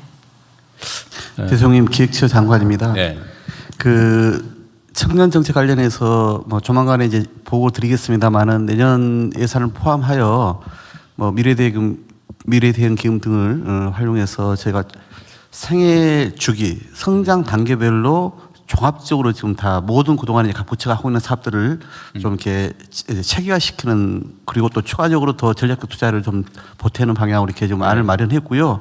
조금 전에 말씀하신 부분은 행안부가 운영하는 플랫폼을 포함하여 향후에 청년 정책을 좀 더 한눈에 보기 좋게 자기에게 맞는 정책이 어떤 게 있는지를 종합적으로 좀 제공하는 이런 것들이 이미 좀 포괄되고 있고 또 예정하고 있다는 말씀을 드립니다.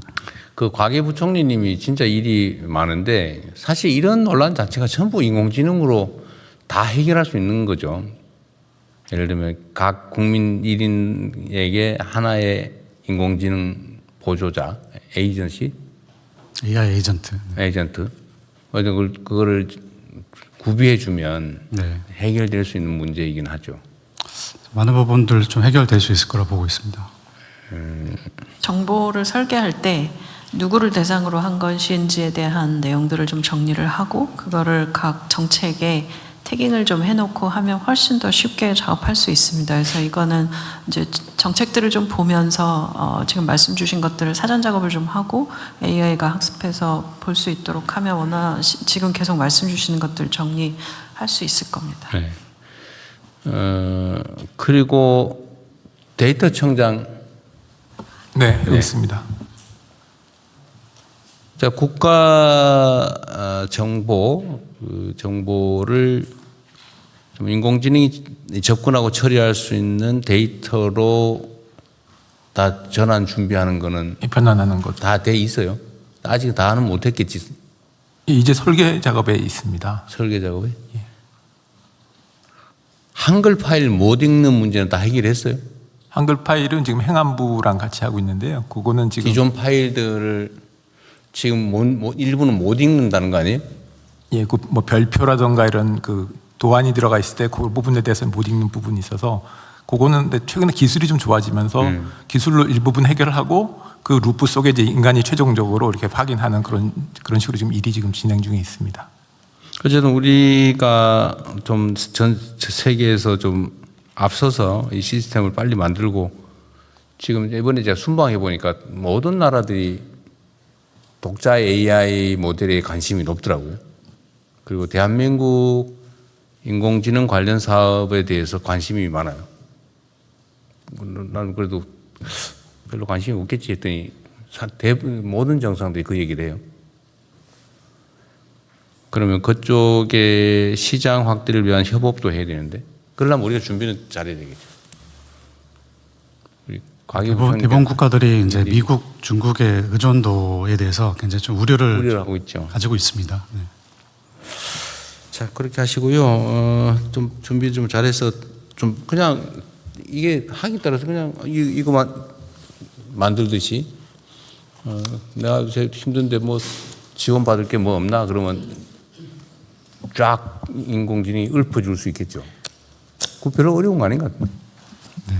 올해 이제 12월부터는 이제 모두 AI 통해서 12월부터 전 국민들이 이렇게 이용하실 수 있게 제공하겠습니다. 기대해 보겠습니다. 네, 잘 준비하겠습니다. 대통령이 통합 AI 통합 민원 플랫폼이 올해 12월부터 시범 사업이 시작이 되고요. 그리고 내년 말까지 완비가 되고 그렇게 돼서 한편에서는 그러니까 AI 국민비서가 또 한편에서는 이 혜택 알림이 서비스를 통해서 국민들께 미리미리 자신이 이용할 수 있는 정부의 서비스가 뭐가 있는가를 아실 수 있도록 하는 게 이 완비가 되는데 아마 내년 말 정도면 완비가 될 걸로 보여집니다. 그리고 이제 민원 원스톱 서비스까지 다 갖춰지게 되는데요. 우리 과기부에서 또 이 노력을 해주셔서 그러니까 독자 모델, 그러니까 우리 대한민국의 AI 독자 모델에 기반한 서비스가 가능해지게 된다는 말씀드립니다. 그 국민 모두에게 지원되는 AI 에이전트 이름이 국민비서예요? 예, 그건 그 AI 국민비서 서비스는 지금 현재는 과기부에 정한 이름은 아니고 행안부에서 그 만든 국민 AI 비서가 시스템에? 만든 것이 있습니다. 아. 이 국민 AI 비서가 이제 모두의 AI도 같이 연동이 될 거고요. 그리고 이제 9월 달부터 국민 AI 서비스 개발 추진단이 이제 가동이 됩니다. 그러면 이제 사실 행안부에서 만든 국민 AI 비서 외에도 각 부처들도 각각의 이제 그 AI 에이전트 서비스들을 그 추진단을 통해서 제공받을 수 있습니다. 나중에 그 AI 뭐 이름을 짓거나 정책명 만들 때요, 이거 하나 고려해 주시면 좋겠어요. 우리가 이제 모두의 AI 기본사회 얘기를 하지 않습니까? 근데 이게 그 우리의 그 건국기념이라고 불리는 홍익인간하고 관련이 매우 높아 보여요. 홍익인간. 네. 널리 인간을 이롭게 한다. 근데 저는 이게 매우 중요한 개념인데 이제 우리가 이제 어느 순간부터 다 이렇게 잊어버리고 있는 거 아닌가 싶은데, 모두의 AI 기본사회 이런 얘기를 하다 보니까, 그리고 전 세계의 수평적인 AI 연대 얘기를 하다 보니 이 생각이 자꾸 들어요. 홍익인간이 이게 정말 딱 맞는 개념이 아닐까? 그래서 나중에 이름 지을 때 홍익이라고 이름을 붙여주든지. 네, 좀 뭐 아이디어 한번 고민해 주세요. 그냥 지나가는 얘기인데, 그 사실 대한민국이 가지고 있는 좋은 개념들이 있거든요. 건국이념으로 홍익인간, 널리인간을 이렇게 이거 잘 없어요.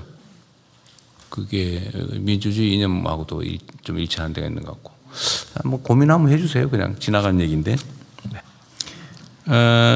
그리고 듣고 이게 내가 전에도 한번 얘기를 다른 데서 했는데, 이번에도 제가 지금 순방을 갔다 오면서 생각을 해보니까, 이번에 순방에 취재진이 몇 명이 같이 갔어요? 20몇 명 갔다던가? 네.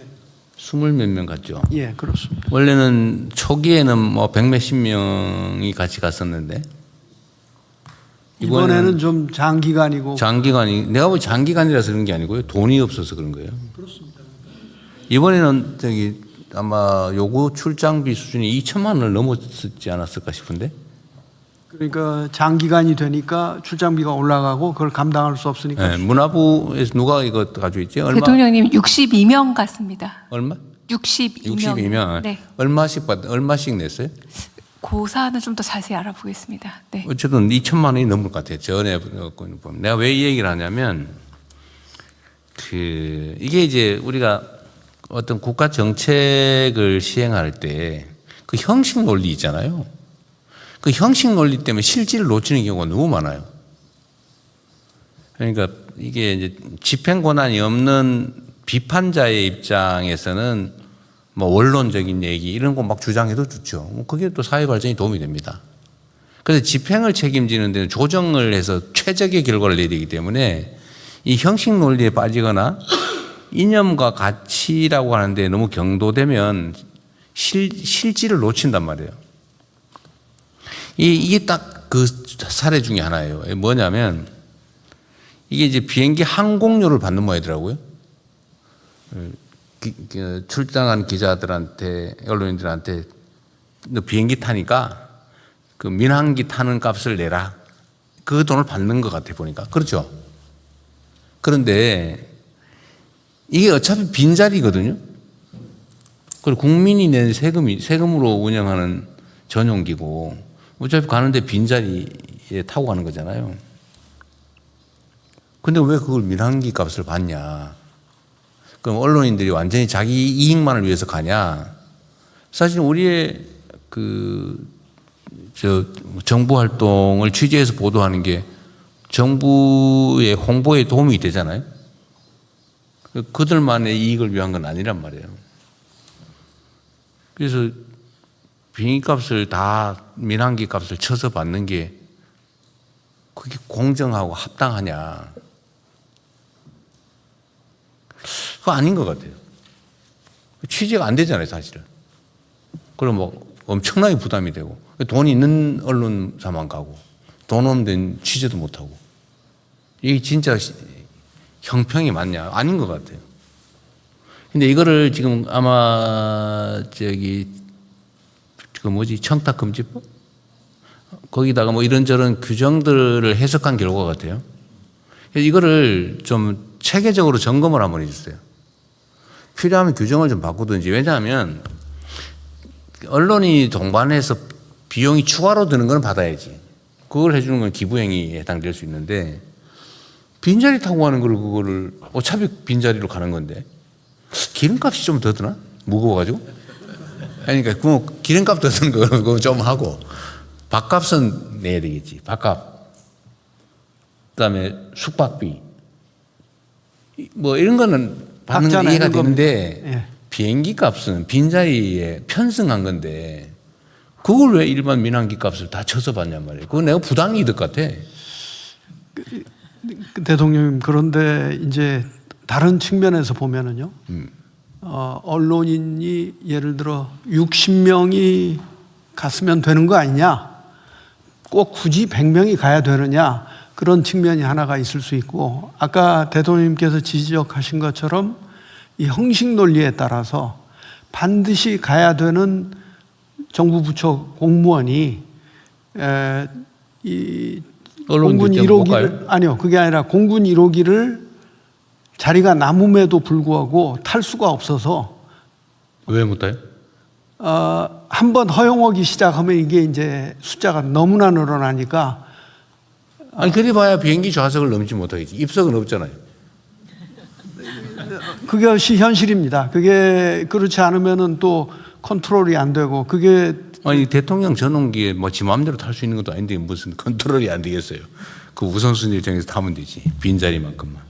두 가지 사안 다 사실은 문제점이 있어요. 네, 검토를 한번 해봐 주세요. 그렇게 하겠습니다. 대통령님 말씀 좀 죄송하지만 항공료는 그렇게 큰 비중은 아니고요. 프레스 센터 설치비와 그리고 한편으로 숙박비 및 부대 비용이 가장 큰 비용이고 항공 비용은 이번의 경우에는 714만 원 정도로 만약 민항기에 비해서는 굉장히 저렴한 가격이라고도 할 수 있습니다. 700만 원도 적은 돈은 아니에요. 예, 적은 돈은 아닙니다. 근데 그거 언론들이 안 타면 그 자리에 뭐 딴 사람 태워 돈 법니까? 맞습니다. 네. 그거 아니잖아요. 그게. 네. 그게 개인 거라면 또 모르겠는데 국민 세금으로 한 건데 이게 형식 논리거든요. 무조건 똑같은 돈 받아라. 그래서 그 점검을 어디 가주실랍니까? 법률 검토를 해주세요. 이게 안 필요하면 제도를 좀 바꿔서라도. 국민권익위원회가 권익위원회? 예, 담당입니다.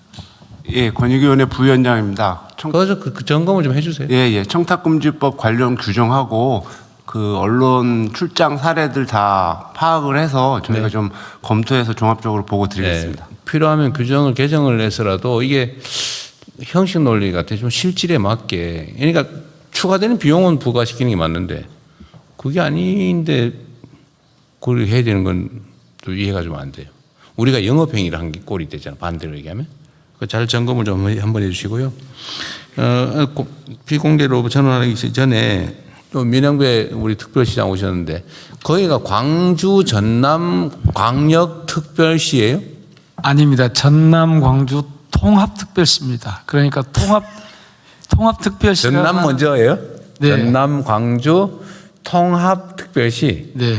약칭은 광주특별시. 광주특별시입니다. 네. 그리고 앞으로 광주특별시라고 그럴게요. 그 광주특별시장 오셨는데 이게 군공항에 그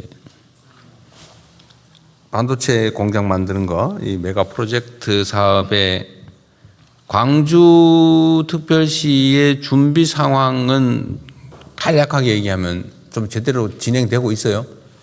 지금 거기는 완전 무한군인 나 안 받겠다 뭐 그런다면서요? 그 부분은 근래 이제 그 정책실장께서 되게 좀 이렇게 많이 중재를 해주셔서 세 가지 선행 요구 조건이 있었거든요. 저번에 합의된 게 있는데 그것도 합의대로 하면 되는 거 아닌가요? 그래서 그 앞에 두 가지는 그렇게 돼 있고요. 마지막 문제가 국가산단을 조성해달라는 거였습니다. 그 국가산단 규모를 아니 국토부에서는 무슨 조건을 국가 정책 시행에 해당 지역이 도움이 되면 협력을 해야지. 이거 안 해주면 나는 협조 못해. 그게 뭐예요, 그게?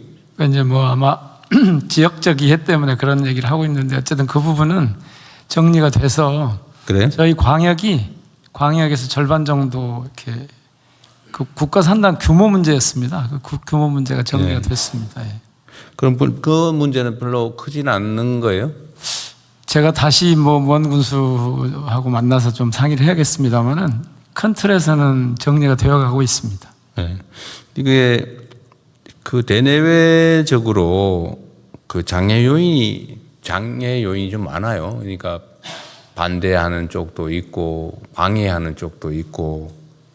그러니까 가능하면 힘을 모아서 이 문제를 해결해가는 쪽으로 가는 게 좋겠다는 생각이 듭니다. 그래서 저희도 준비단을 꾸렸지만 시민사회에서도 근래에 요거를 좀 뒷받침하자, 우리가 힘을 모아서 뒷받침하자, 그래서 상공에 있어 대학 뭐 이런 쪽을 중심으로 해가지고 꾸리고 있습니다. 네, 이게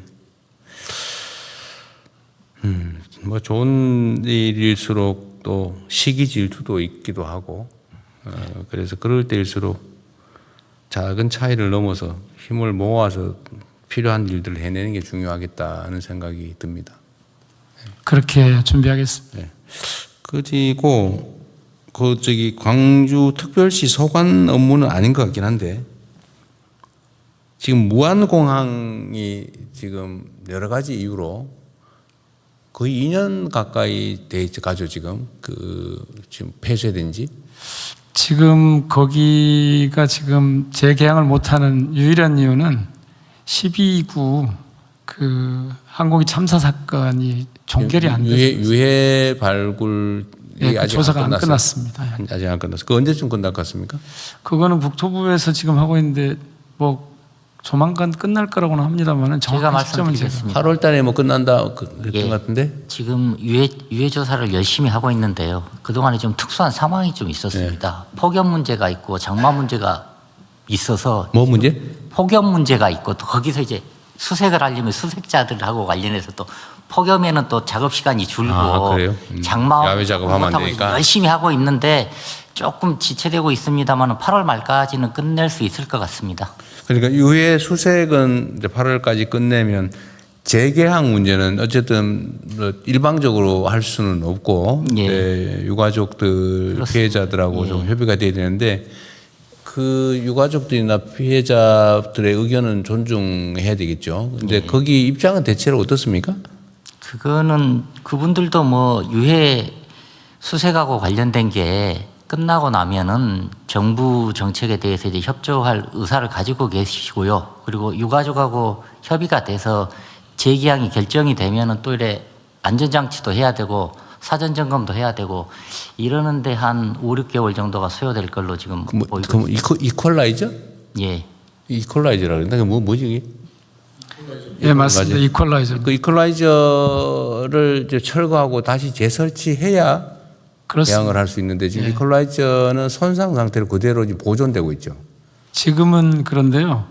그거는 조사가 끝나는 대로 수색이 끝나면 아니면 조사가 끝나면 조사가 끝나야 할 겁니다. 조사는 언제 끝납니까? 아니요, 그거는요. 수색은 지금 8월 말까지 끝나는 걸로 돼 있고요. 조사는 사고가 어떻게 났냐? 조사하고 관련해서는 사실관계는 이미 확인이 됐고, 그럼 사실관계를 바탕으로 원인이 어떻게 되느냐하고 관련해서는 정부에서 할 수 있는 건 하고, 블랙박스하고 관련되는 건 지금 외국이 지금 이미 하고 있고, 구체적으로 더 필요한 거는 국내에 용역을 맺어가지고 지금 조사를 할 그런 일정으로 있습니다. 그래서 이게 뭐 조사가 완전히 끝나는 여부하고 모항 이렇게 재개항 여부하고는 조금 분리해서 생각해야 될 것 같습니다. 근데 제가 보고받은 바로는 그 유가족들 입장이 이 사건에 대해서 아직 누구도 책임을 지지 않고 있다. 그 책임은 여러 가지가 있긴 한데 그중에 형사 책임과 관련해서는 도대체 뭐 기소된 사람도 한 명 없고 또 납득이 안 된다 이런 주장을 해요. 근데 검찰의 입장은 항공기 사고조사위원회의 결론이 나면 처분을 하겠다 이런 입장이라고 하더라고요. 검찰청 나왔나요? 오늘 휴가여서 나오잖아요. 아, 휴가 갔어요? 그 경찰들은 아마 알고 있을 것 같긴 한데. 예, 지금 경찰에서 지금 수사는 거의 마무리 단계인데요. 검찰하고 지금 협의를 하는 단계인데 검찰에서는 그 항공철도 사고조사위원회의 그 원인까지 같이 이렇게 나와야만 이렇게 이제 그걸 보고하겠다 그런 입장인 거죠. 예, 그렇습니다. 그게 뭐 그렇게 틀린 입장은 또 아닌 것 같고, 그게 종결이 안 되면 수사 결론이 안 나고, 수사 결론이 안 나면은 유가족들은 동의하기 어렵다. 뭐 대체로 이런 상황인 것 같아요. 예, 대통령님, 제가 사실은 당선된 직후하고 이 시장 직무를 시작한 이후에 각각 그 유가족분들을 뵀습니다. 뵀는데 지금 말씀하신 딱 그대로입니다. 그러니까 이 사건의 진상이 뭔지 하고 이걸 누가 책임질 거냐, 이 부분이 정리가 되면 뭐 협조할 생각을 하고 있는 것 같습니다. 그 항공사고조사위원회의 소속을 지금 국무총리실로 바꿨잖아요. 국무총리실로 바꿨는데 그 조사 결과가 언제쯤 나올지는 예측 불가예요? 예, 지금 이미 진행 중인 게 있고요. 그리고 지난번에 또 현장에 가셔가지고 대통령님께서 이거는 유가족이 납득할 만한 전문적인 객관적인 판단이 필요하다 그래서 해외 전문기관에 필요한 부분은 지금 용역을 맡기려고 하고 있습니다. 그래서 용역 결과가 확정이 돼야 그게 그러면 너무 오래 걸리는데. 지금 그 이퀄라이저 지금 물론 유족들의 입장은 충분히 이해하는데 그 지금 뭐 시신 수습도 좀 엉터리로 하거나 부실하게 돼서 지금도 파면 나온다는 거잖아요. 지금 흔적들이. 그러니까 도저히 용서하기 어려울 텐데 어쨌든 그 유해 수습이 다 끝나고 나면 사고 조사에 필요한 체증은 다 끝났을 거고. 그럼 이퀄라이저 공사는 재개해도 되는 거 아닌가요? 그런 것까지 못하게 하나 유족들이? 어쨌든 그것도 한번 체크해 보고요. 예, 그 부분하고 관련해 조금 더 다 끝난 다음에 공사하고 하려면 재개항이 너무 늦어지고 이 재개항 문제가 지역 경제에도 영향이 매우 크잖아요. 특히 요즘은 조금 전에 문체부 장관님 말씀하셨지만 그런 영향이 너무 엄청나게 크죠. 그래서 이게 유족들이 납득할 수 있는 좀 설명도 좀 충분히 할 수 있게 하고 또 뭐 여한이 없게 수색은 철저하게 하고 어느 정도 좀 정리가 되면 복구 공사도 하고 조사도 계속하고 다시 처분도 신속하게 하되 꼭 그거를 다 오고 난 다음에 하겠다 이거는 너무 과한 것 같긴 한데요. 여전히 유족들하고 얘기를 좀 잘해 보십시오. 지금 대통령께서 말씀 주신 것처럼 유족의 마음을 하지 않도록 하는 것도 중요하고요. 그리고 다른 측면에서는 또 무한공항도 빨리 해야 되니까요. 그 두 입장이 다 고려될 수 있도록 그렇게 해보겠습니다. 국토부가 현장에 좀 자주 가보시고 총리 면담 요청도 와서 날짜 잡아가지고 총리 면담 유족님들 뵐 날이었어요? 겁니다. 그 설명도 좀 잘해 주십시오.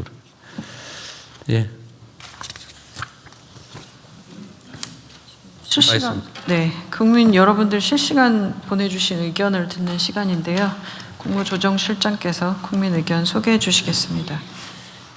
실시간으로 오늘 또 국민 여러분들께서 여러 가지 의견을 주셨습니다. 먼저 모두 말씀 중에 형사법 개정안 관련입니다. 우리 승님이 경찰은 누가 견제하죠? 이런 의견을 주셨습니다. 그리고 다음으로는 순방하고 관련해서 가래떡님이 가성비 외교 굿이라는 의견을 주셨고요. 언제나 꿈님은 대통령님도 휴가도 가시고 좀 쉬엄쉬엄 하세요. 이런 의견을 주셨습니다. 그리고 다음으로는 중동전쟁 관련해 가지고 토트님이 주유비는 왜 안 내려가는데요? 라고 하셨습니다. 주유비 요새 조금씩 내려가고 있잖아요.